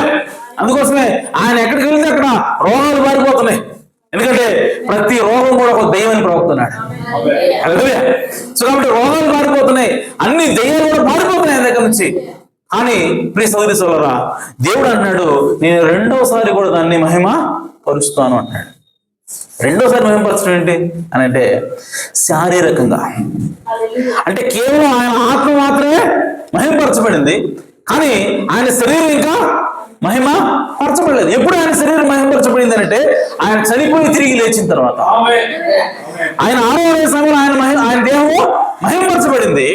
అందుకోసమే బైబిల్ ఇంకో చోట రాయబడుతుంది, ఆయన నామమున ప్రతి మోకాలు వంగును, ఆయన నామమును ప్రతి నాలుక ఒప్పుకొని తేరాల్సిందే. ఆమేన్. ఎప్పుడు చదువుతున్నాడు? ఇదిగో మావన్నీ సమస్తం కూడా నాకు ఇవ్వబడ్డవి. ఆమేన్. సో పరలోకంలో కానీ భూలోకంలో కూడా అవన్నీ కూడా నాకు ఇవ్వబడ్డాయి, ఎందుకంటే నా తండ్రి మహిమ నేను పొందుకున్నాను అని యేసుక్రీస్తు చెబుతున్నాడు. అందుకోసమే బైబిల్ రాయబడింది, ఈయన నామములో ప్రతి మోకాలు, కొన్ని మోకాలు కాదండి, ప్రతి వారి మోకాలు వంగాల్సిన యేసుక్రీస్తు నామములో. ఎప్పుడంటే ఆయన మహిమ, అంటే శారీరకంగా ఆయన శరీరం మహిమ పొందటాన్ని నువ్వు చూస్తే, ఆయన మహిమ పొందినటువంటి శరీరంలో కనుక నువ్వు దగ్గరకు వస్తే, నువ్వు ఎవడైనా సరే, నువ్వు క్రైస్తవుడు కాకపోయినా, నువ్వు దేవుడు నమ్మనోడు అయినా, నాస్తికుడు అయినా సరే, ఆ మహిమను చూస్తే నువ్వు ఆటోమేటిక్ అయ్యా నీకు స్తోత్రాలు చెప్పాల్సిందే. ఆమేన్. నువ్వే దేవుడు అని చెప్పాల్సిందే, ఎందుకంటే ఆయన మహిమ అలాంటిది. ఆమేన్. దెయ్యాలు దేవుడు అంటే ఇష్టం లేకపోయినా యేసుక్రీస్తుని దేవుడు మహిమపరిచాడు కాబట్టి దెయ్యాలు ఏమంటున్నాయి, ప్రభువా మా దగ్గరికి ఎందుకు వచ్చావు అప్పుడే అంటున్నాయి. ఆమేన్. అలాగే యేసుక్రీస్తుని దేవుడు ఆల్రెడీ 2వసారి మహిమ పరుస్తానని చెప్పాడు, పరిచాడు. ఆ మహిమతోటి ఆయన రాబోతూ ఉన్నాడు. హల్లెలూయా. సో ఆ మహిమతో ఆయన మధ్యాకాశంలోకి వచ్చినప్పుడు, లేదా ఆ మహిమతో ఆయన 3వ రాకడలో భూమికి వచ్చినప్పుడు, ఆ మహిమ ఎవరైతే చూస్తారో వాళ్ళు ఖచ్చితంగా ఆయన ప్రభువుని ఒప్పుకోవాల్సిందే. హల్లెలూయా. ఇంక నీకు వేరే ఛాన్స్, వేరే అవకాశం లేదు. ఇక నువ్వు చూడగానే నువ్వు ఆటోమేటిక్ మోకాలు లొంగిపోదు, ఎందుకంటే ఆయన దేవుని మహిమను పొందుకున్నాడు కాబట్టి.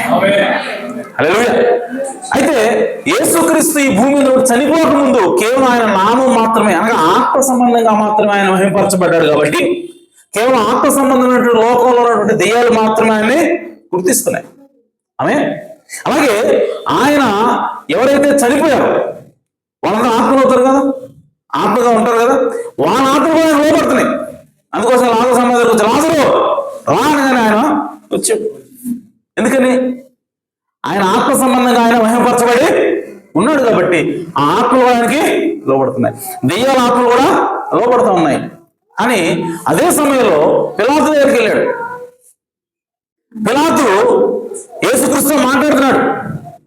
ఇంకో రకంగా చెప్పాలంటే యేసుక్రీస్తుని బెదిరిస్తున్నట్టుగా మాట్లాడుతున్నాడు.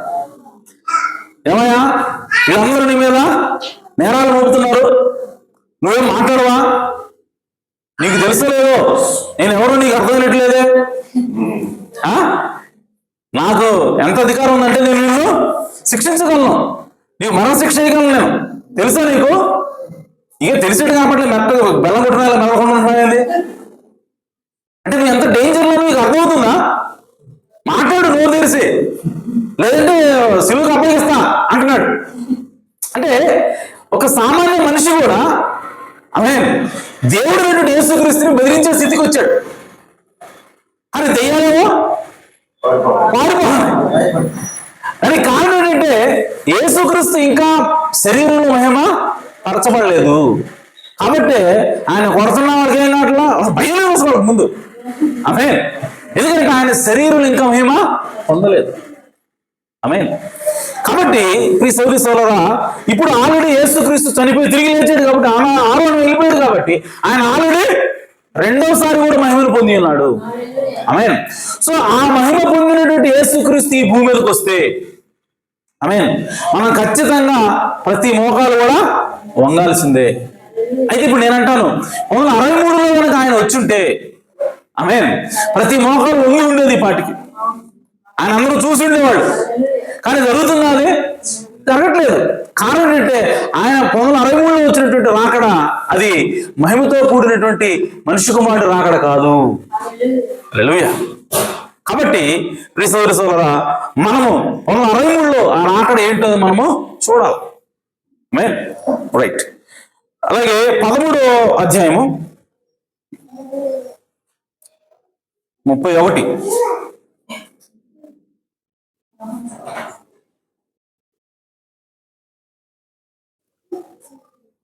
సరే, ఇది ఆల్రెడీ చెప్పేసానులే. ఓకే, రోమన్స్ 8:18కి వెళ్దాం సార్. రోమిలకు రాసిన పత్రిక 8వ అధ్యాయము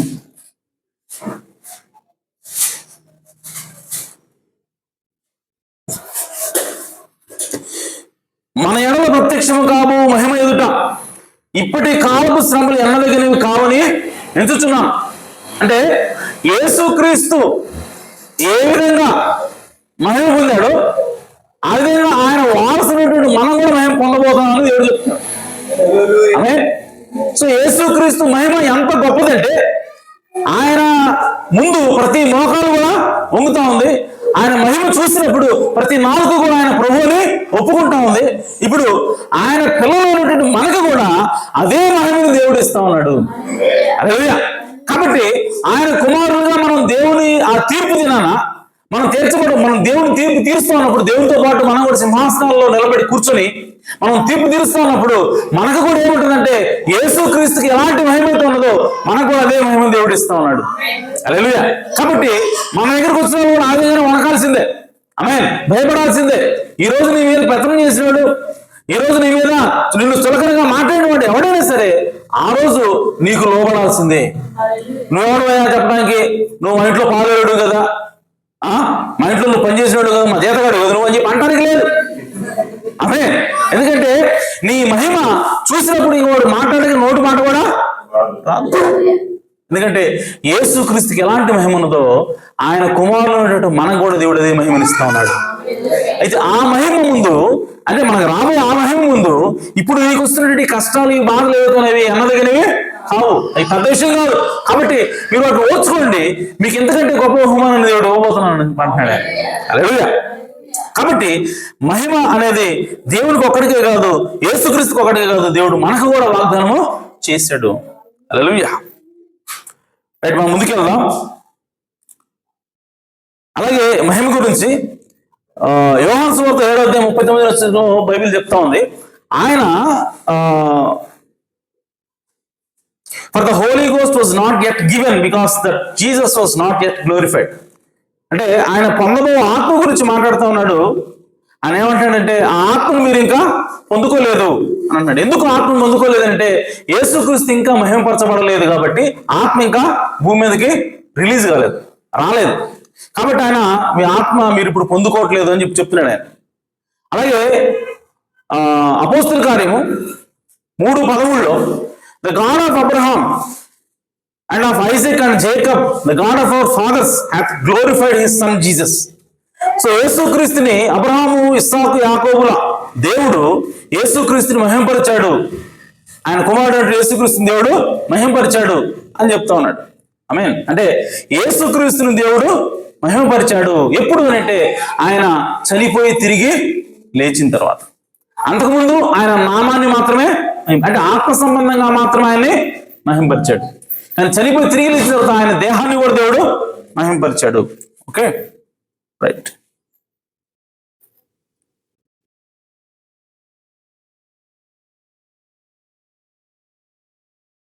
ఇప్పుడు రాకడ విషయానికి వద్దాం. మత్తయి సువార్త 16వ అధ్యాయం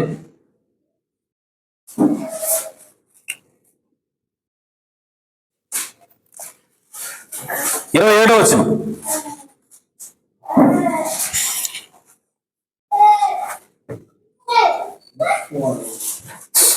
మనుష్య కుమారుడు తన తండ్రి మహిమ గలవాడే తన దూతలతో కూడా రాబోతున్నాడు. ఆమె అప్పుడు ఆయన ఎవరి క్రియలు చొప్పున వానికి ఫలమిచ్చును. చూడండి, ఇక్కడ యేసుక్రీస్తు ఏ రాకడ గురించి మాట్లాడుతున్నాడు? మనుష్య కుమారుడు తన తండ్రి మహిమ గలవాడే తన దూతలతో కూడా రాబోతున్నాడు. ఆయన దూతలు ఎవరంటే ఆయన వధువై ఉన్నారు. హల్లెలూయా. ఆయన వధువుతో, ఆయన గుర్రం ఎక్కి ఆ వధువు అంతా కూడా తల గుర్రం వేసుకొని తెల్ల గుర్రాలతోటి ఆయన సమూహంగా కదిలి వస్తాడు అని ఉంది. అంటే ఈ మనిషి కుమారుడు యొక్క రాకడ ఈ దేని గురించి మాట్లాడుతున్నాడంటే ఆయన 3వ రాకడ గురించి మాట్లాడుతున్నాడు. అంటే ఇశ్రాయేలీయుల దగ్గరికి ఆ పర్వతం మీదకి దిగి వచ్చేటువంటి ఆ రాకడ గురించి ఆయన మాట్లాడుతున్నాడు. ఆమె మాట్లాడుతూ మరలా వెంటనే ఆయన ఇంకో రాకడ గురించి మాట్లాడుతుంది. ఏంటంటే ఇక్కడ నిలిచి ఉన్న వారిలో, చూడండి, ఇక్కడ నిలిచి ఉన్న వారిలో కొందరు మనిషి కుమారుడు తన రాజ్యంతో చుట్టూ చూచు వరకు మరణము రుచి చూడడం నిశ్చయంగా మీతో చెప్పుతున్నాను నేను. ఆమేన్. మళ్ళీ ఏమంటాడంటే, ఇక్కడ నిలిచిన వారిలో కొందరు మనిషి కుమారుడు తన రాజ్యంతో వచ్చుట చూస్తారు, చూసేంత వరకు వాళ్ళు చనిపోరు అంటాడు. అంటే ఇక్కడ ఉన్న శిష్యులు కొంతమంది యేసుక్రీస్తు మనిషి కుమారుడు యొక్క రాజ్యంతో వచ్చినప్పుడు వీళ్ళు ఆ రాజ్యాన్ని వాళ్ళు చూస్తారు అంటున్నాడు. అంటే ఇక్కడ యేసుక్రీస్తు ఏం చెప్తున్నాడో ఒకసారి దీన్ని మనం గమనించాలి. ఇదే రాకడ గురించి మాట్లాడుతున్నాడు, మనం చూడాలి. మనిషి కుమారుడు తన రాజ్యంతో వచ్చుట అంటున్నాడు ఆయన. అంటే మనిషి కుమారుడే రాకడా అంటున్నాడు ఆయన. మనిషి కుమారుడు రావటం ఇక్కడున్న కొంతమంది మనుషులు చూస్తారు, వాళ్ళు దాన్ని చూసేంత వరకు వాళ్ళు చనిపోరు. అంటే దాని అర్థం ఏంటి? మనిషి కుమారుడు రాకడ ఒకటి ఉంది, ఆ రాకడ వచ్చేంత వరకు ఈ శిష్యులు కొంతమంది బతుకుంటారనా? అదే దాని అర్థం. మరి మనిషి కుమారుడు రాకడ ఎప్పుడు అయిపోయింది? ఎప్పుడు జరుగుతుంది? ఇంకా జరగలే ఎప్పుడు కూడా. ఆ రాకడ ఇంకా జరగల. మరి శిష్యులు బతుకున్నారా? లేరు. మరి ఇది ఎప్పుడు జరిగింది? మరి ఇది యేసుప్రభువు చెప్పాడు ఖచ్చితంగా. వాళ్ళు ఇంకేమంటాడు? మనిషి కుమారుడు రాజ్యం చూచే వరకు మరణము రుచి చూడని నిశ్చయముగా మీతో చెప్తున్నా. ఏమంటున్నాడు ఆయన? ఖచ్చితంగా చెప్తున్నాను. ఏం చూస్తారంట వాళ్ళు? మనిషి కుమారుడు రాకడ చూస్తారు, మహిమతో రావటం వాళ్ళు చూస్తారు. ఆమేన్. ఇది ఎక్కడ జరిగింది? ఆమేన్. ఇది చూడాలి. ఇది చూస్తే మనకి అసలు రెండో రాకడ అంటే ఏంటో ఒక క్లారిటీ అనేది వస్తుంది. Okay, right. సో అలాగే మత్తయి సువార్త 17వ అధ్యాయం 1వ వచనం ఈ మాట చెప్పేశాడండి. చెప్పిన తర్వాత ఏం జరిగింది చూడండి.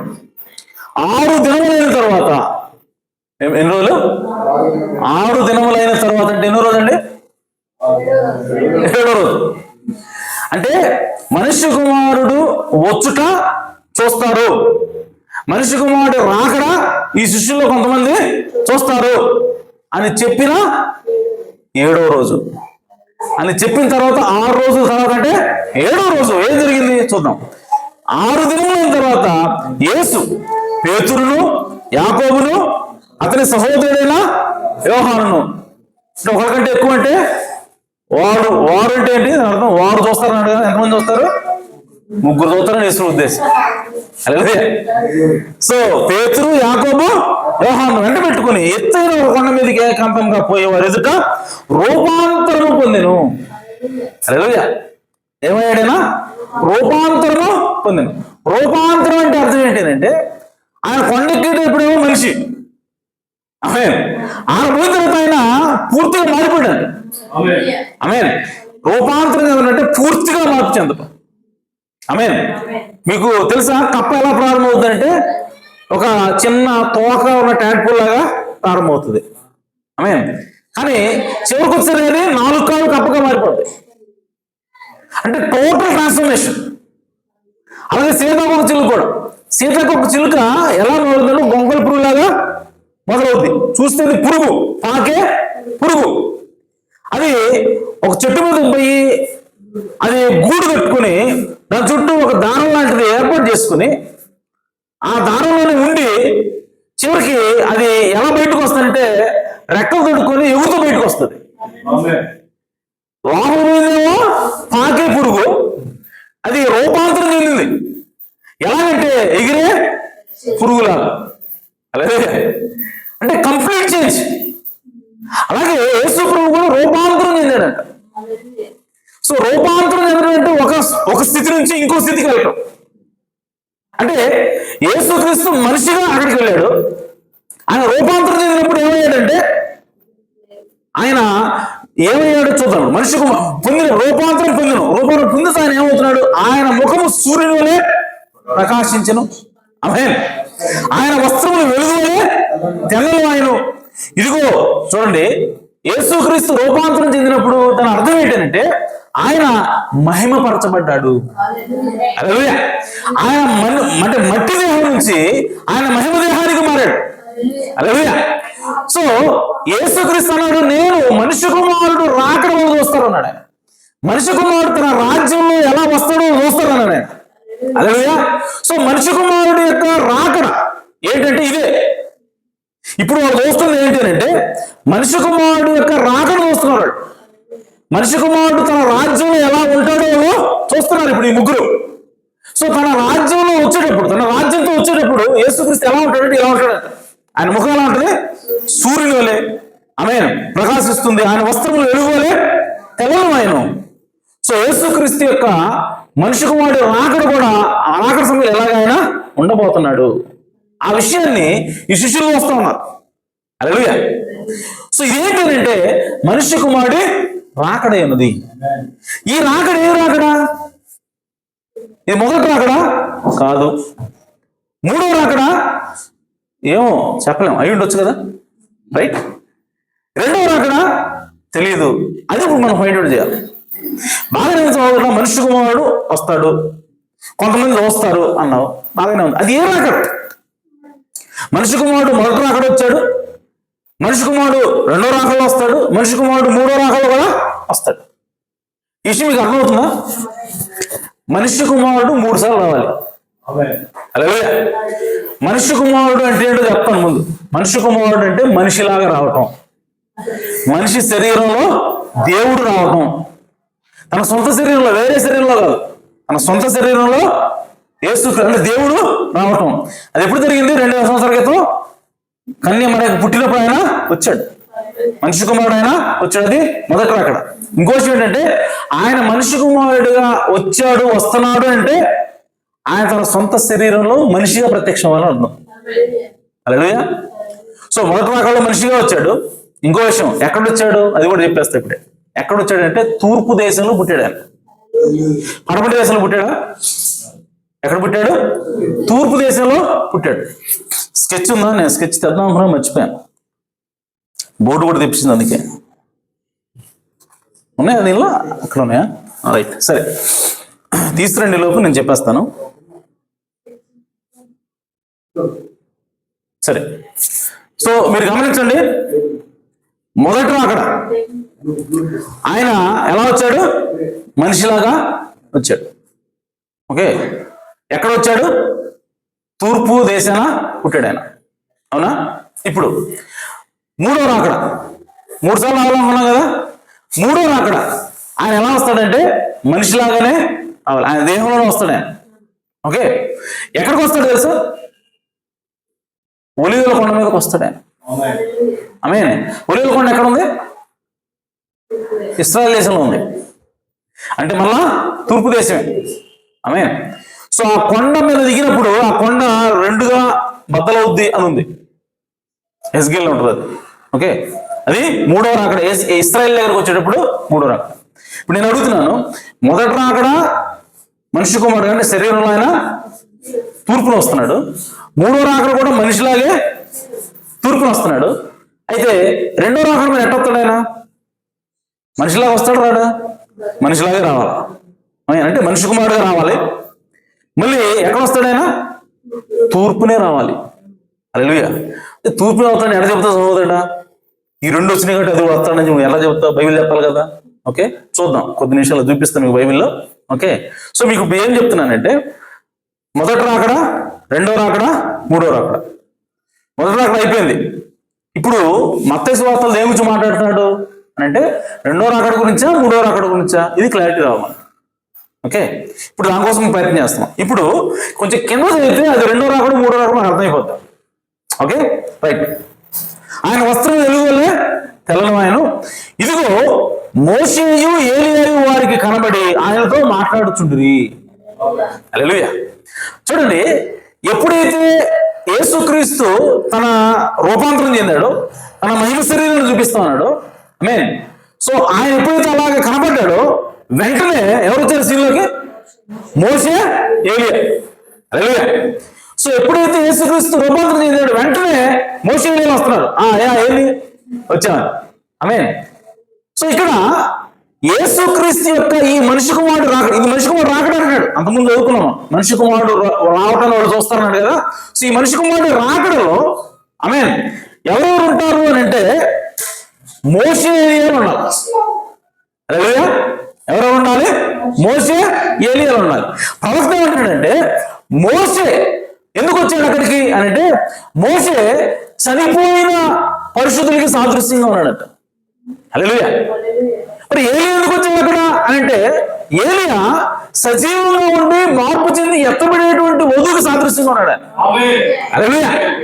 సో ఇక్కడ ఎప్పుడైతే యేసుక్రీస్తు మహిమతో వస్తా ఉన్నాడో, మనిషి కుమారుడిగా వస్తా ఉన్నాడో, అక్కడ రెండు గుంపులు ఉన్నాయి. ఆమేన్. ఆ రాకల్లో రెండు గుంపులు ఆయన అటాక్ చేస్తా ఉన్నాడు.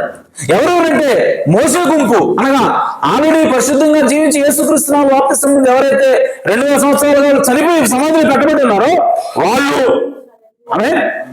అలాగే ఇంకో గుంపు కూడా ఆయన దగ్గరికి వస్తారు ఆ రాకడలో, మనిషి కుమారుడు ఆయన మధ్యాకాశంలోకి వచ్చినప్పుడు. ఎవరనంటే ఆయన సజీవంగా ఉండి ఆల్రెడీ ఎత్తబడిన వాళ్ళు. హల్లెలూయా. దానికి ఎవరు ప్రతినిధిగా ఉన్నాడంటే ఏలియా ప్రతినిధిగా ఉన్నాడు. హల్లెలూయా. కాబట్టి ఇక్కడ మోషే ఏలియా ఇద్దరు ఉన్నారు. కాబట్టి ఇది ఏ రాకడనంటే ఇది రెండవ రాకడైనది. హల్లెలూయా. ఎందుకంటే పౌలు మధ్యాకాశంలోకి వచ్చినప్పుడు రెప్పపాటులో మనము మార్పు చెందుతాం. మనతో పాటుగా మనం వాళ్ళకంటే ముందుగా సేవ, కానీ మనకంటే ముందు చనిపోయిన వాళ్ళు కదా, వాళ్ళు లేపబడతారు, వాళ్ళ పునరుద్ధానం జరుగుతుంది. వాళ్ళతో పాటు మనం కూడా కలుసుకొని మధ్యాకాశంలోకి వెళ్తాము. పౌలు చెప్పింది అదేనా? ఆయన ఎప్పుడైతే మధ్యాకాశంలోకి వస్తాడో ఏం జరుగుతుంది? చనిపోయిన వాళ్ళు క్రీస్తునందు మృతులైన వాళ్ళు మొదటగా లేతురు. ఆ పిదప సజీవంగా నిలిచిండి మనము రెప్పపాటులో మార్పు చెంది వాళ్ళతో కలిసి మనం పైకి ఎత్తబడతాము. హల్లెలూయా. అంటే రెండు గుంపులు కనపడుతున్నాయి ఇక్కడ. ఎప్పుడైతే యేసుక్రీస్తు మధ్యాకాశంలోకి వచ్చాడో వెంటనే ఏం జరుగుతుందంటే చనిపోయిన మృతులు పైకి లేస్తా ఉన్నారు. మోషే ఆ విధంగానే చనిపోయి లేచాడు. ఇదేంటండి, ఎక్కడ చనిపోయాడు, ఎప్పుడు లేచాడు? మోషే చనిపోయిన సంగతి తెలుసు, కానీ లేచిన సంగతి మాకు తెలియదా? ఆమె మీకు తెలుసా? మోషేని దేవుడు లేపాడు. మోషే ఎక్కడ పాతిపెట్టాడో తెలియలేదు. అతని సమాధి నేటికి ఎక్కడుందో మనకి తెలియదు. ఎందుకు తెలియదు? దేవుడు ఆయన రిజరెక్ట్ చేశాడు. హల్లెలూయా. సో ఆ మోరియా పర్వతం మీద, అదే మోరియానేనా ఆ పర్వతం ఆయన సమాధి చేసింది, సీనా చనిపోయింది. సో బండ మీద ఎక్కువ ఉన్నాడు కదా ఆ పర్వతం, ఓకే, ఆ పేరు ప్రస్తుతం గుర్తురావట్లేదు. సో అక్కడ మోషే బండ మీద ఎక్కమని చెప్పాడు. సో ఆ బండ మీద ఆయన బండలోనే దాచిపెట్టాడు ఆయన. హల్లెలూయా. దాచిపెట్టిన తర్వాత అక్కడ ప్రధాన దూత శబ్దం వినపడిందని, అంటే మిఖాయేలు అక్కడికి వచ్చాడు. మోషే శరీరం కోసం ఎవరెవరు గొడవపడుతున్నారు అక్కడ? సాతాను వచ్చామన్నాడు, ఇప్పుడు నావాడు, ఇప్పుడు తప్పు చేశాడు, వాగ్దానం కూడా పోకుండా శాపం పొందాడు. ఆమె కాబట్టి ఈ శరీరం నాది, నేను వేసపోతే నావాడే అంటున్నాడు. ఇప్పుడు మిఖాయేలు వచ్చి, ఎవడో నువ్వు? మా ప్రవక్త ఆయన. ఆమె ఒక ముఖ్య దేవుడితో మాట్లాడేటువంటి వ్యక్తి, నువ్వు ఎక్కడ తీసుకుపోతావు? మావాడు అన్నాడు మిఖాయేలు. ఆమె మిఖాయేలు ఎవరంటే ప్రధాన దూత అన్నాడు. హల్లెలూయా. ప్రధాన దూత శబ్దం ఎక్కడ కనపడుతుందో అక్కడ పునరుద్ధానం జరుగుతుంది. అందుకోసం మధ్యాకాశంలోకి యేసుక్రీస్తు వచ్చినప్పుడు, మనిషి కుమారుడు వచ్చినప్పుడు ఆయన ఎలా వస్తాడంటే దేవుని బోరతోను, ప్రధాన దూత శబ్దంతోను, ఆమేన్, ఇంకా ఏముంటది, ఆర్భాటంతోను, దేవుని బోరతోను, ప్రధాన దూత శబ్దంతోను. ఆమేన్. ఆర్భాటం అనగా వర్తమానం ముందుకు వెళ్తుంది. ఆమేన్. దేవుని బోర అనగా సమకూరుస్తుంది. ఆమేన్. ఎక్కడ? పరలోకంలో సమకూరుస్తుంది. అలాగే ప్రధాన దూత శబ్దం ఏం చేస్తానంటే చనిపోయిన వాళ్ళకి పునరుద్ధానం ఇస్తుంది. హల్లెలూయా. సో చనిపోయిన వాళ్ళని లేపేది ఏంటి? యేసుక్రీస్తు మధ్యాకాశంలోకి వచ్చినప్పుడు అంటే ప్రధాన దూత శబ్దం. ఆ ప్రధాన దూత ఎవరంటే మిఖాయేలు అన్నాడు. సో మిఖాయేలు స్వరం ఎక్కడ కనపడుతుందో అక్కడ పునరుద్ధానం జరుగుతుంది. సో మోషే యొక్క శరీరం కోసం వాళ్ళు పోట్లాడుకుంటున్నప్పుడు అక్కడ ఎవరున్నారంటే అక్కడ మిఖాయేలు ఉన్నాడు. కాబట్టి ఆయన తిరిగి లేచాడు. కాబట్టి ఆయన సమాధి నేటికి ఎక్కడుంది ఎవరికి తెలియదని రాయబడింది. సరే, ఆయన లేదు కదా ఎక్కడ చెప్తున్నావు అని అంటే, ఆయన తిరిగి లేకపోతే ఇప్పుడు యేసుక్రీస్తు ఎందుకు కనపడుతున్నాడు? ఆయన 2000 సంవత్సరాల క్రితం ఏలే కనపడుతున్నాడంటే ఏలే ఎత్తపడ్డాడు కనపడుతున్నాడు. మోషే చనిపోయాడు, ఎట్ట కనపడుతున్నాడు ఆయన? అప్పటికి యేసు ఇంకా తిరిగి లేవలేదే. అదేనా? సో ఎలా కనపడుతున్నాడు ఆయన అని అంటే యేసుక్రీస్తు అనగా మిఖాయేలు శబ్దం వల్ల ఆల్రెడీ తిరిగి లేచాడు. చెప్పాడు, ఆ కోట్ మీకు ఆల్రెడీ ఇచ్చారు, మీకు గుర్తు పెట్టుకున్నట్లేదు, అందుకే ఇంకో తెల్లమొహాలు అయితే వస్తున్నారు. Okay, right. సో మిఖాయేలు శబ్దము ఏం చేస్తాడంటే మృతులైనటువంటి వారిని పునరుద్ధానము చెందిస్తుంది. ఆమేన్. సో కాబట్టి మోషే మృతుల పునరుద్ధానం చెందినటువంటి పరిశుద్ధులకు సాదృశ్యంగా ఉన్నాడు. ఏలియా ఆల్రెడీ సజీవులుగా ఉండి ఎత్తబడే వాళ్ళకి సాదృశ్యంగా ఉన్నాడు. కాబట్టి మనిషి కుమారుడు ఆ మహిమతో వచ్చినప్పుడు మధ్యాకాశంలోకి ఈ రెండు గుంపులు ఆయన దగ్గరికి వస్తాయి.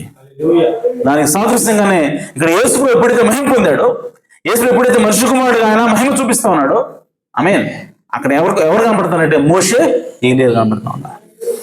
అంటే దీన్ని బట్టి ఇది ఏ రాకడ, ఏ మనిషి కుమారుడు రాకడ ఇది అంటే రెండవ మనిషి కుమారుడి రాకడ అనేది. హల్లెలూయా. కాబట్టి ప్రియులారా, సార్ ఇది రెండవ మనిషి కుమారుడి రాకడ. ఆమేన్.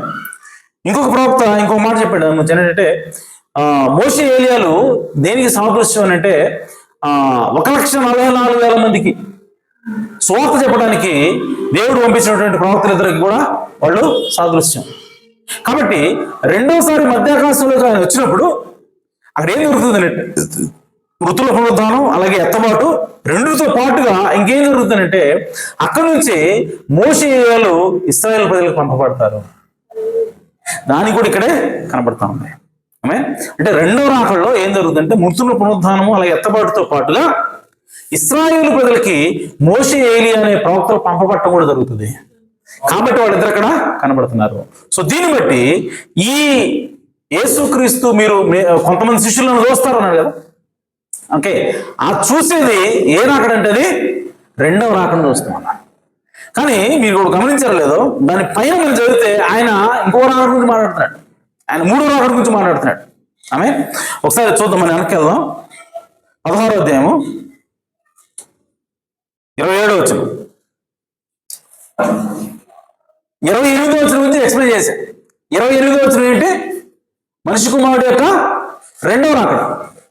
మరి 27వ వచనం ఏంటంటే మనిషి కుమారుడు యొక్క మూడో రాకడ. ఎలా చెప్తున్నా సహోదరులా అని అంటే, మనిషి కుమారుడు తన తండ్రి మహిమ గలవాడే తన దూతలతో కూడా రాబోతున్నాడు. ఆమె ఆ దూతలతో వచ్చేది ఎప్పుడు? మూడో రాకడ. ఆ దూతలు ఎవరు? మనమే. ఆమె సో రెండో రాకడ జరగకుండా మనం వాడు బాగుంది. ఆమె సో కాబట్టి 27వ వచనమేమో మూడో రాకడ గురించి చెప్తున్నాడు, 28వ వచనమేమో రెండో రాకడ గురించి మాట్లాడుతున్నాడు ఆయన. ఆమె సో బైబిల్ చాలా జాగ్రత్తగా చదవాలి. అందుకే ఇక్కడే మేధావులు, పండితులు అందరూ కూడా కన్ఫ్యూజ్ అయిపోతున్నారు. సో కాబట్టి ఈ బైబిల్ని సరిగా విభజించాలంటే ప్రవక్త అవసరమైనది. హల్లెలూయా. ప్రవక్త లేకుండా ఈ బైబిల్ మనకి అర్థం కాదు. అర్థమైనట్టు ఉంటుంది కానీ అర్థం కాదు. హల్లెలూయా. ఇంకా ఏమంటాడు? అప్పుడు ఆయన ఎవరిని క్రియలు చొప్పున వారికి ఫలం ఇచ్చును. అంటే తీర్పు తెచ్చడానికి వస్తున్నాడు. రెండో రాకడలో వచ్చినప్పుడు తీర్పు తీసుకోడానికి వస్తున్నాడు. ఆయన తన వసూలు తీసుకెళ్ళడానికి వస్తున్నాడు అంతే. ఆయన తీర్పు ఇచ్చేది ఎప్పుడు? మూడో రాకడ. కాబట్టి 27వ వచనమో మూడో రాకడ గురించి మాట్లాడుతుంది, 28వ వచనమో రెండవ రాకడ గురించి మాట్లాడుతా ఉంది. రైట్. సో ఇప్పుడు అర్థమైంది కదా, రెండవ రాకడలో ఏం జరగాలి? పునరుద్ధానం జరగాలి, అలాగే సజీవులు ఉన్న వాళ్ళు ఎత్తబడాలి. ఓకే, అప్పుడు ఆయన మధ్యాకాశంలోకి రావాలి. ఓకే, అప్పుడు ఆయన ఎక్కడికి రావాలి? తూర్పున రావాలి. ఈ పాయింట్ గుర్తుపెట్టుకోండి. ఆయన ఎక్కడికి రావాలి? తూర్పున రావాలి. రైట్. తూర్పున రావాలి. ఎక్కడ చెబుతున్నావు సహోదరుడా? ఎవరు చెప్పారు ఇది నీకు? తూర్పున రావాలంటున్నావే, ఎలా చెప్తున్నావు? ఆమె రైట్. తూర్పున ఎలా వస్తాడు?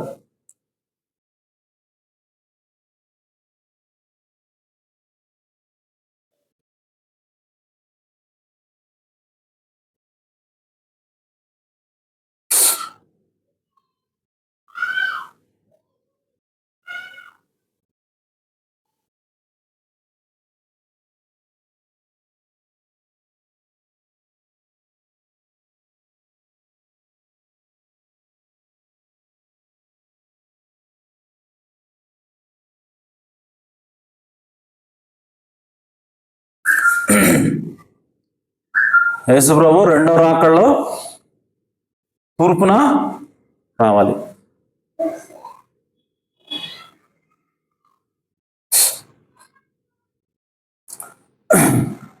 ఆయన ఎక్కడున్నాడని అక్కడున్నాడని నమ్మొద్దు. ఆయన రాకడ ఎలా ఉంటుందంటే తూర్పున మెరుపు పుట్టి పడమటికి ఎలాగో వ్యాపించును, అలాగే మనిషి కుమారుడు యొక్క రాకడ కూడా ఉండును. ఈ వాక్యం గుర్తుందా మీకు? ఓకే, అక్కడ బైబిల్ ఏముందనంటే మనిషి కుమారుడు రాకడ ఎక్కడ ఉంటుందంటే ఆయన ఎక్కడ ప్రారంభమవుతుందంట? తూర్పున మెరుపు ఎక్కడ పుట్టిందంట? తూర్పున పుట్టి పడమటికి ఎలాగో వ్యాపించును, అలాగే మనిషి కుమారుడు రాకడ కూడా ఉండును. లేఖనం రాశాను, కనబట్లేదు. ఓకే, చెప్తున్నాను, మీకు అందరికి తెలుసు కాబట్టి. ఓకే, సో రెండవ రాకడ ఎలా ఉంటదని అంటే అది తూర్పున పుట్టి పడమటికి వెళ్ళినట్టుగా ఉంటుందని చెప్పిన తర్వాత, సో ఇప్పుడు అది ఎక్కడ ప్రారంభమవుతుంది? రెండవ రాకడ ఆయన ఎక్కడికి వస్తాడు? మధ్యాకాశంలో ఎక్కడికి వస్తాడు? గాల్లోనే ఉంటాడు, భూమి మీదకి రాడు. ఈ విషయం కూడా చెప్పాను ఆల్రెడీ. ఓకే, సో మధ్యాకాశంలో ఏ ఆకాశంలోకి వస్తాడు ఆయన? భారతదేశం ఆకాశంలోకి వస్తాడా? అమెరికా ఆకాశంలోకి వస్తాడా? లేదా చైనా భూభాగంలోకి వస్తాడా? ఎక్కడికి వస్తాడు ఆయన? బైబిల్ ఏం చెప్తుందంటే ఆయన అవి ఇక్కడ ఉన్నాడు, అక్కడ ఉన్నాడంటే మీరు నమ్మొద్దు. ఇవి ఎనారిలో ఉన్నాడంటే మీరు నమ్మొద్దు. యేసుక్రీస్తుని చూసాం, ఎక్కడ ఉన్నాడంటే మీరు నమ్మొద్దు.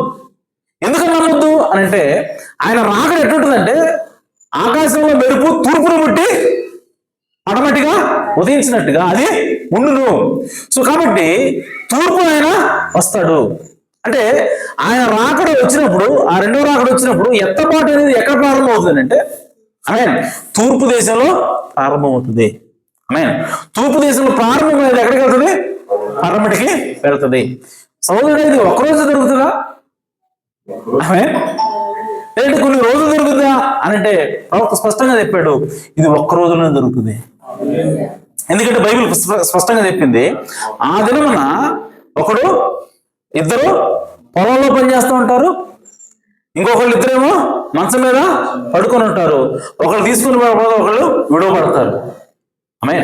అంటే యేసుక్రీస్తు యొక్క రెండవ రాకడ, యేసుక్రీస్తు యొక్క ఎత్తబాటు మనకు వచ్చినప్పుడు, ఆయన మధ్యాకాశంలోకి వచ్చినప్పుడు ఆ ఎత్తబాటు ఎక్కడ జరుగుతూ ఉంది అని అంటే, ఆ ర్యాప్చర్ అనేది ఎక్కడ జరుగుతుందంటే భూమి మీద ఒకవైపేమో నిద్రపోతున్నారు, ఇంకోవైపేమో పని చేస్తున్నారు. ఇంకో విషయం ప్రవక్త అన్నాడు, ఇంకోవైపు కోతకు వస్తున్నారట. అంటే ఒకవైపు ఏమో కోతకు వస్తే టైం, ఇంకోవైపు ఏమో రాత్రి నిద్రపోతున్నారు. అంటే భూమిలో ఏదో తీసుకున్నా సగం చీకట్లో ఉంటుంది, సగం వెలుగులో ఉంటుంది. అంటే సగం భూభాగంలో పనిచేస్తూ ఉంటారు జనాలు, సగం భూభాగంలో నిద్రపోతూ ఉంటారు. కాబట్టి దేవుడు ఏమంటాడంటే ఈ రెండింటిని చూపిస్తున్నాడు.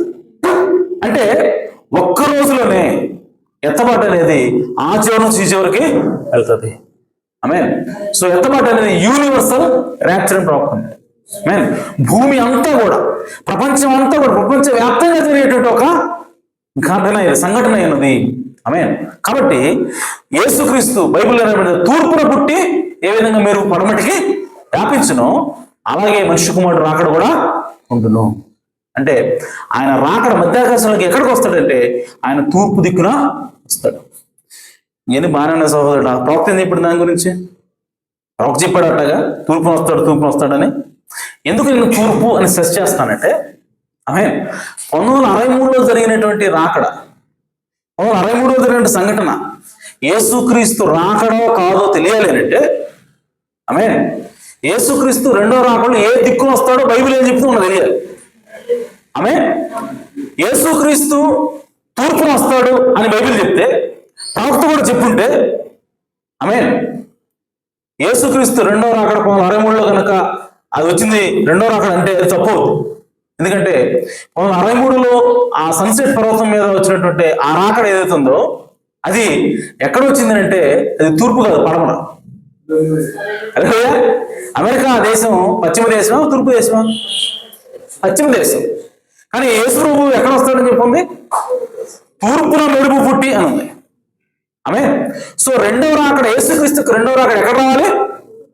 తూర్పున రావాలి, అక్కడ నుంచి పడమటికి వెళ్ళాలి. హల్లెలూయా. సో కాబట్టి ఎక్కడ ఆరంభమవుతుంది, ఎక్కడ యేసు ప్రభు వస్తాడు? తూర్పున వస్తాడని బైబిల్ చెప్తా ఉంది. కానీ 1963లో ఆయన ఎక్కడికి వచ్చాడు? సన్సెట్ పర్వతం మీదకి వచ్చాడు. నిజంగా అదే రాకడైతే అది పశ్చిమాన వచ్చాడు. కాబట్టి పశ్చిమాన ఎలా వస్తాడు ఆయన బైబిల్కి వ్యతిరేకంగా? కాబట్టి అది రెండో రాకడ కాదు. 1963లో వచ్చింది రెండో రాకడ, ఎందుకంటే అది పశ్చిమాన. సోదరుడు కేవలం పశ్చిమ వచ్చినంత మాత్రం రెండో రాకడ కాదంటే వేరే కారణాలు కూడా ఉన్నాయి ఇంకా. ఓకే, ఆ కారణం ఇదో కారణం. రైట్. ఇది అంతా కావాలండి. ప్రవక్త ఎక్కడ చెప్పాడు చెప్పండి? ఆమె ప్రవక్త ఎక్కడ చెప్పాడు చెప్పండి? Right.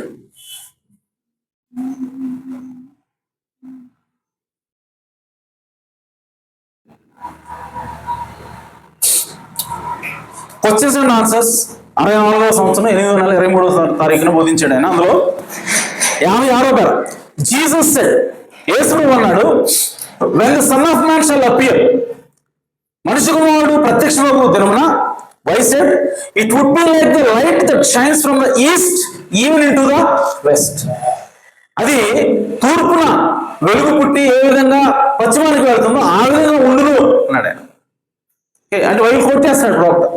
Okay, the whole thing, there will be a resurrection, a rapture and away it will go. So మొత్తం ఒకేసారి ఎత్తబాటు అనేది దొరుకుతుంది, మనం వెళ్ళి పోతాం ఇక్కడ నుంచి, భూమి నుంచి. ఓకే, సో అది ఆయన అన్నాడు తూర్పున అంటున్నాడు. ఆమె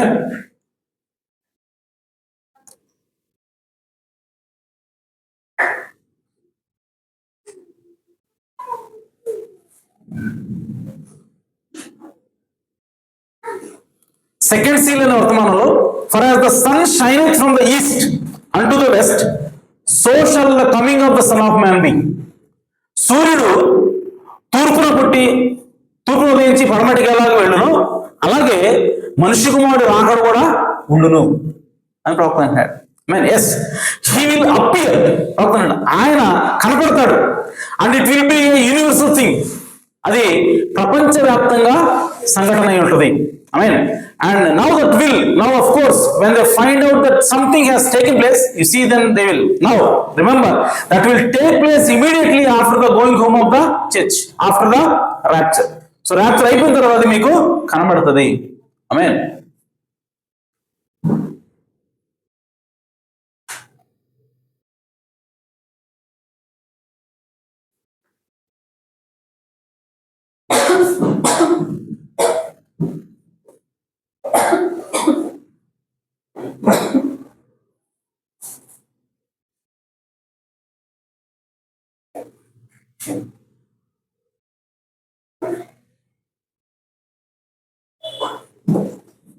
ఓకే, ఈ కోడ్ చెప్పి ముగిస్తాను. Questions and answers on Genesis, అంటే ఆది కాండం మీద క్వశ్చన్ జవాబుల్లో 53వ సంవత్సరం 7వ నెలతో 29వ తారీఖు బోధించాడు. 114వ పేరా అంటాడు. Did you notice? మీరు గమనించారా? Jesus will come from the east.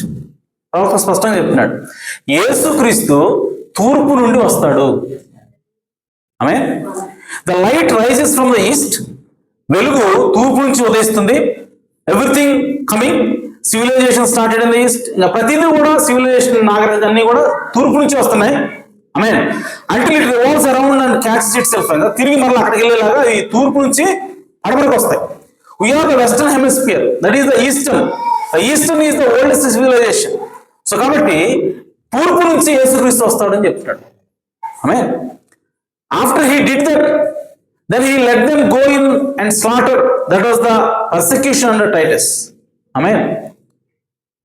Okay, so did you notice Jesus will come from the east? So తూర్పు నుంచి యేసు ప్రభువు వస్తాడు. ఆమేన్.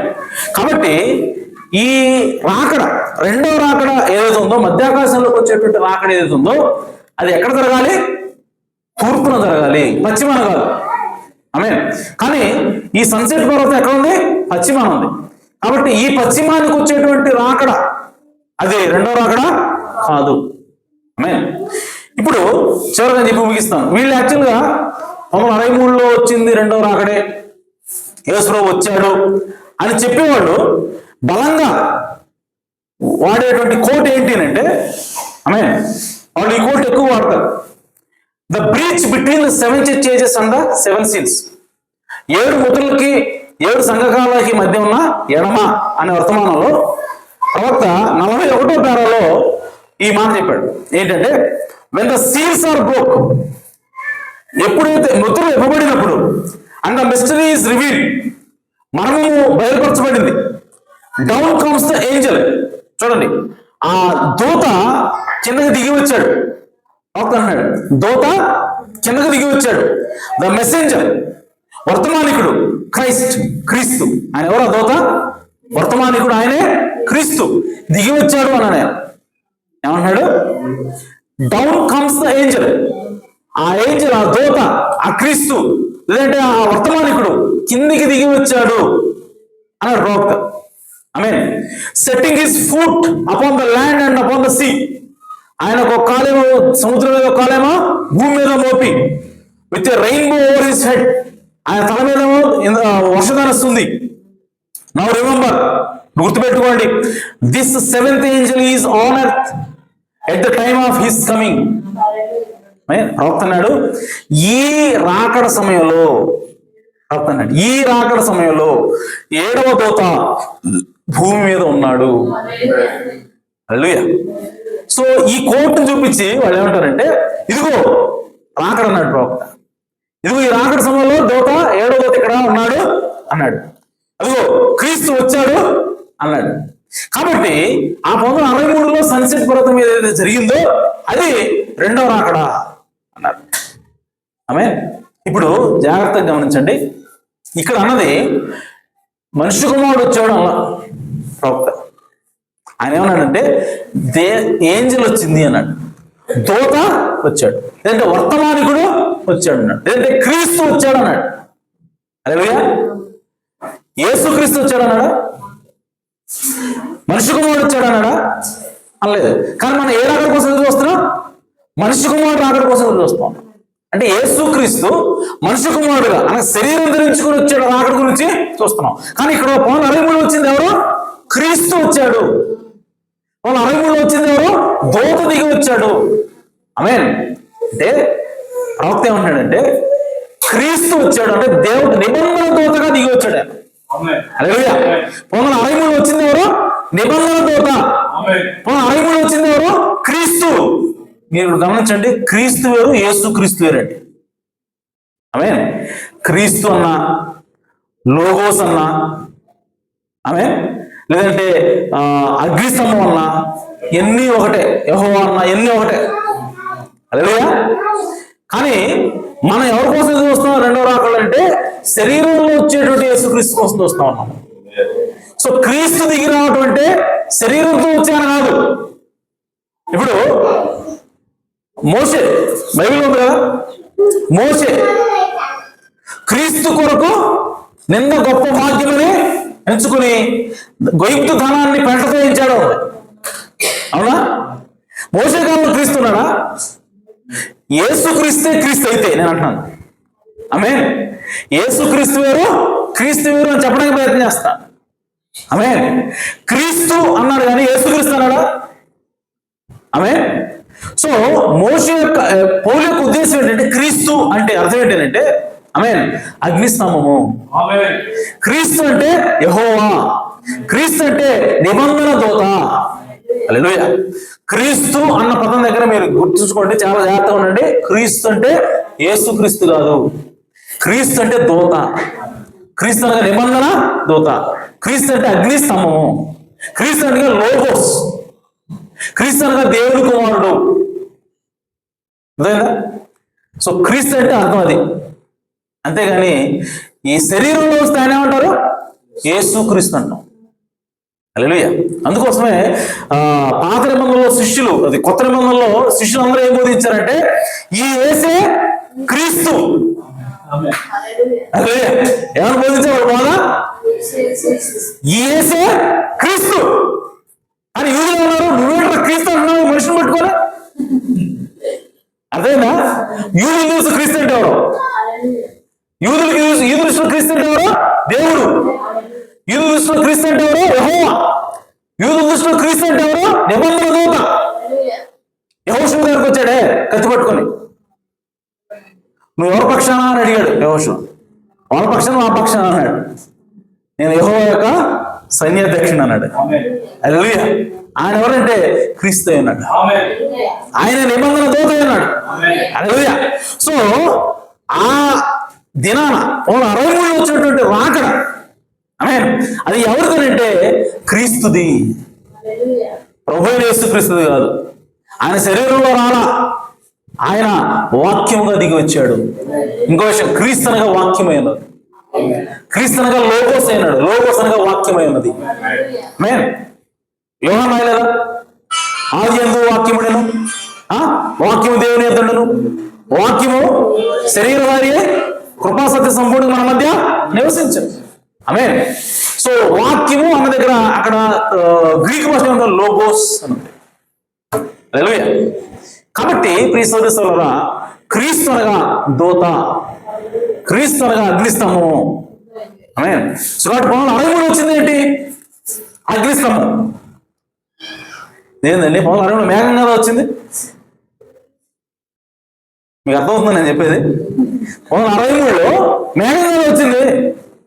అగ్నిస్తంభం అంటావు నువ్వు, క్రీస్తు అంటున్నావు ఏంది? ఇవన్నీ జనాలకు అర్థం కాక చచ్చిపోతున్నారు.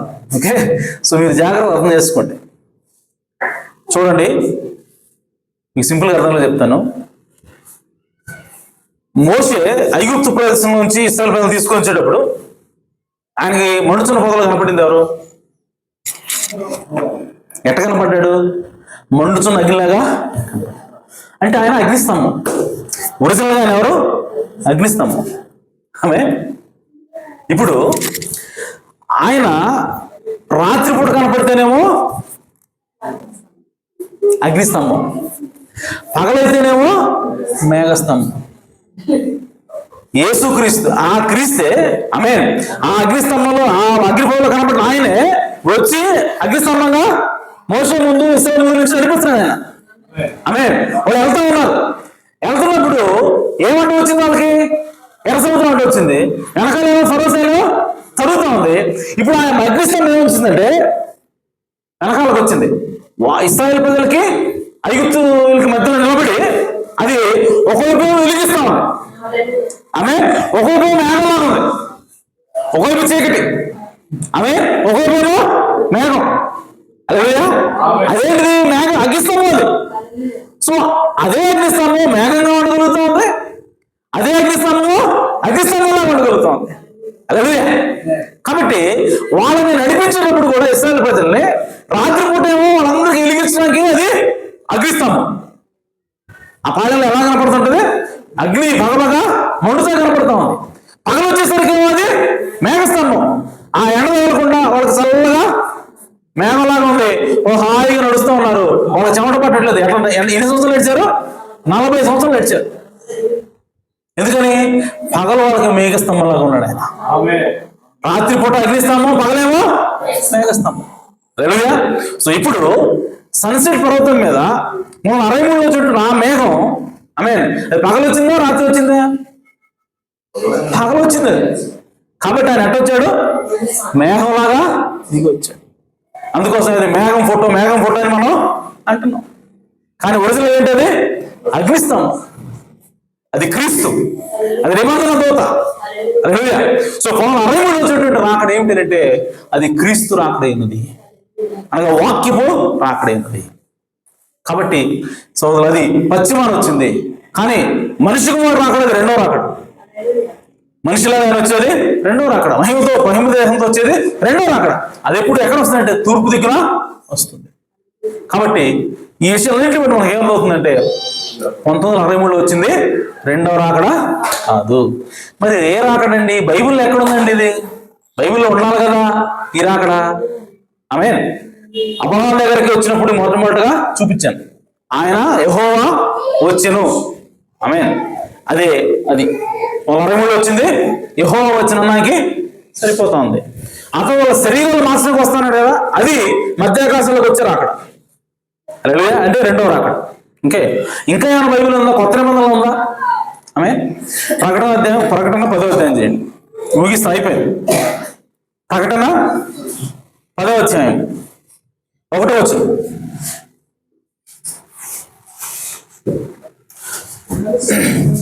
బలిష్ఠుడైన వేరొక దూత పరలోకం నుండి దిగి వచ్చుట చూస్తుంది. ఎక్కడి నుంచి దిగి వచ్చాడు ఆయన? పరలోకం నుండి వచ్చాడు. ఆయన వచ్చాడు.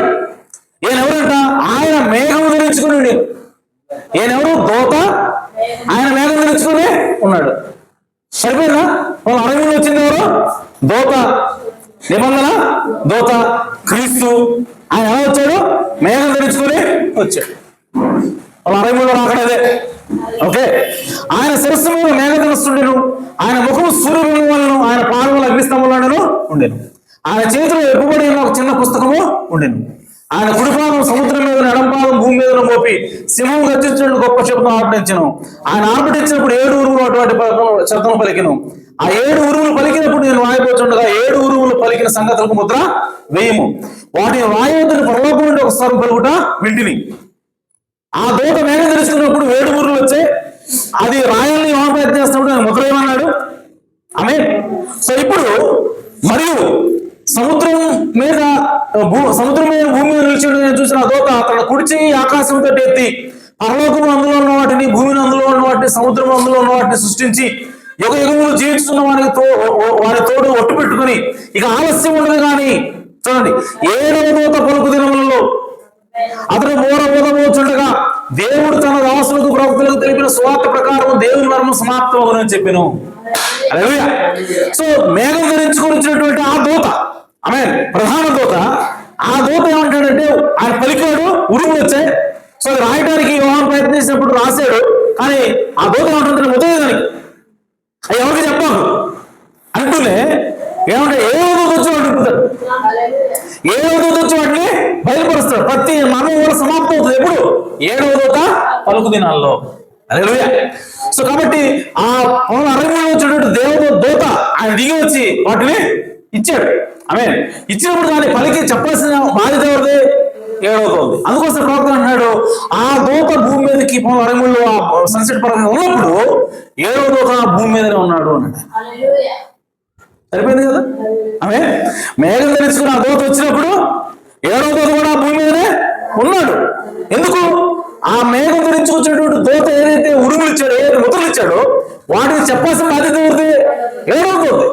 కాబట్టి విలియం బ్రౌన్ ఆ పని చేస్తా ఉన్నాడు. కాబట్టి దీన్ని బట్టి 7 ముద్రలు ఎవరైతే ఇప్పుతాడో, ఎవరైతే చెబుతారో, బహిరంగ ఎవరైతే బయలుపరుస్తారో వాళ్ళే 7వ దూత అన్నాడు. సో ఆ పరిచర్య విలియం బ్రౌన్ లో నెరవేరింది కాబట్టి ఆయన ఈ లేఖ నెరవేరిపోయి ఉన్నాడు. హల్లెలూయా. కాబట్టి క్రీస్తురా 63 వచ్చినటువంటి రాకడ అది మనిషి కుమారుడు రాకడ కాదు, కానీ అది దూత యొక్క బలిష్ఠుడైనటువంటి దూత, లేదంటే ఏంజల్ కోవెనెంట్, లేదంటే నిబంధన దూత రాకడైనది. అది యేసుక్రీస్తు రాకడ కాదు, అది 2వ రాకడ కాదు. ఆమేన్. కాబట్టి ఆ విషయాన్ని గుర్తిద్దాం. దేవుడి వాక్యం దీవించుగాక, దేవుడి మన సమృద్ధిగా ఆశ్రయించుగాక. ఆమేన్. చాలాసేపు ఉన్నారు మీరు, ప్రకటనలు ఏమున్నాయి? మరి డిసెంబర్ 31 వస్తుంది, మనకి ఆన్లైన్ ప్రేయర్ ఉంటుంది. కాబట్టి దానికి మరి డబ్బులు కొంత వేసుకొని మనం కార్యక్రమం చేయాల్సిన అవసరం ఉంటుంది. కాబట్టి ఎంత తీసుకోవాలి ఏంటి అని గురించి మాట్లాడడానికి ప్రార్థన అయిపోయిన తర్వాత మరి కూర్చుంటే ఒక 10 నిమిషాలు మాట్లాడుకొని వెళ్ళిపోదాం. ఓకే, లేట్ అయింది ఇప్పటికీ, అయినా సరే కొంచెం వచ్చుకోండి, మనకి టైం లేదు అందుకని.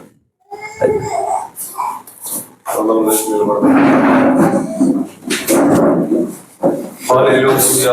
స్తోత్రములు స్తోత్రములు స్తోత్రములు స్తోత్రములు స్తోత్రములు ప్రభువా. ఇదిగో నీ దాసు నిలబెట్టుకొని నా తండ్రి 1963లో జరిగినటువంటి నా తండ్రి ఆ యొక్క అగ్నిస్తంభం అది అని మాకు తెలియపరిచాము. నిజముగా అది 2వ రాకడ కాదని, అది అపవాదు కాదని మాకు తెలియపరిచిన దేవాన్ని చెల్లిస్తున్నాము. ఇదిగో నా తండ్రి ఎత్తబాటనగా నా తండ్రి అది ఆర్భాటముతోనూ ప్రధాన దూత శబ్దముతోనూ అది వస్తుందని నా తండ్రి మా శరీరాలు మార్పు చెందుతాయని ప్రభువా మేము నా తండ్రి రెప్పపాటులో మార్పు చెంది ఎత్తబడతామని మాకు తెలియపరిచావు ప్రభు. నిజముగా నా తండ్రి ఓ ప్రభువా, అబ్రహాం దగ్గరకు వచ్చినటువంటి దేవుడు, నిజముగా వారితో మాట్లాడిన దేవుడు, ఆ ఎండవేళ గుడారం దగ్గర మాట్లాడిన దేవుడు, ఇదిగో మెదటికి మళ్ళీ వస్తానని తెలియపరిచిన దేవుడు ఎప్పుడు వచ్చాడంటే రహస్యం వారి శరీరాలు మార్చాడని మాకు. అవును ప్రభువా, నిజముగా నా తండ్రి వారి శరీరాలు మార్చడమే అది నిజముగా దేవుడు రావడమని మాకు. అవును ప్రభువా, అది ఎత్తబాటు కాదని మాకు తెలియపరిచావు. అయా నిజముగా నా తండ్రి ఎత్తబాటు అనేది ఒక దినంలో జరగనయ్యున్నదని నా తండ్రి అది జరుగుతుందని మాకు తెలియపరిచావు ప్రభు. దాని కొరకు మేము సిద్ధపాటు కలిగి ఉన్నారని మాకు తెలియపరిచావు దేవా. నిత్యముగా నా తండ్రి అటు జీవితాన్ని మేమందరం కలిగి ఉండకు సహాయమును దయచేయమని. హల్లెలూయా హల్లెలూయా హల్లెలూయా. స్తోత్రములు స్తోత్రములు. పలుకుమో నీవే మాట్లాడుము మొదపేదనేనా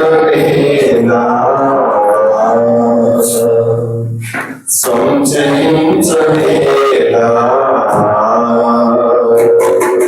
పలుకుము నీవే మాట్లాడుము మొదపేదనేనా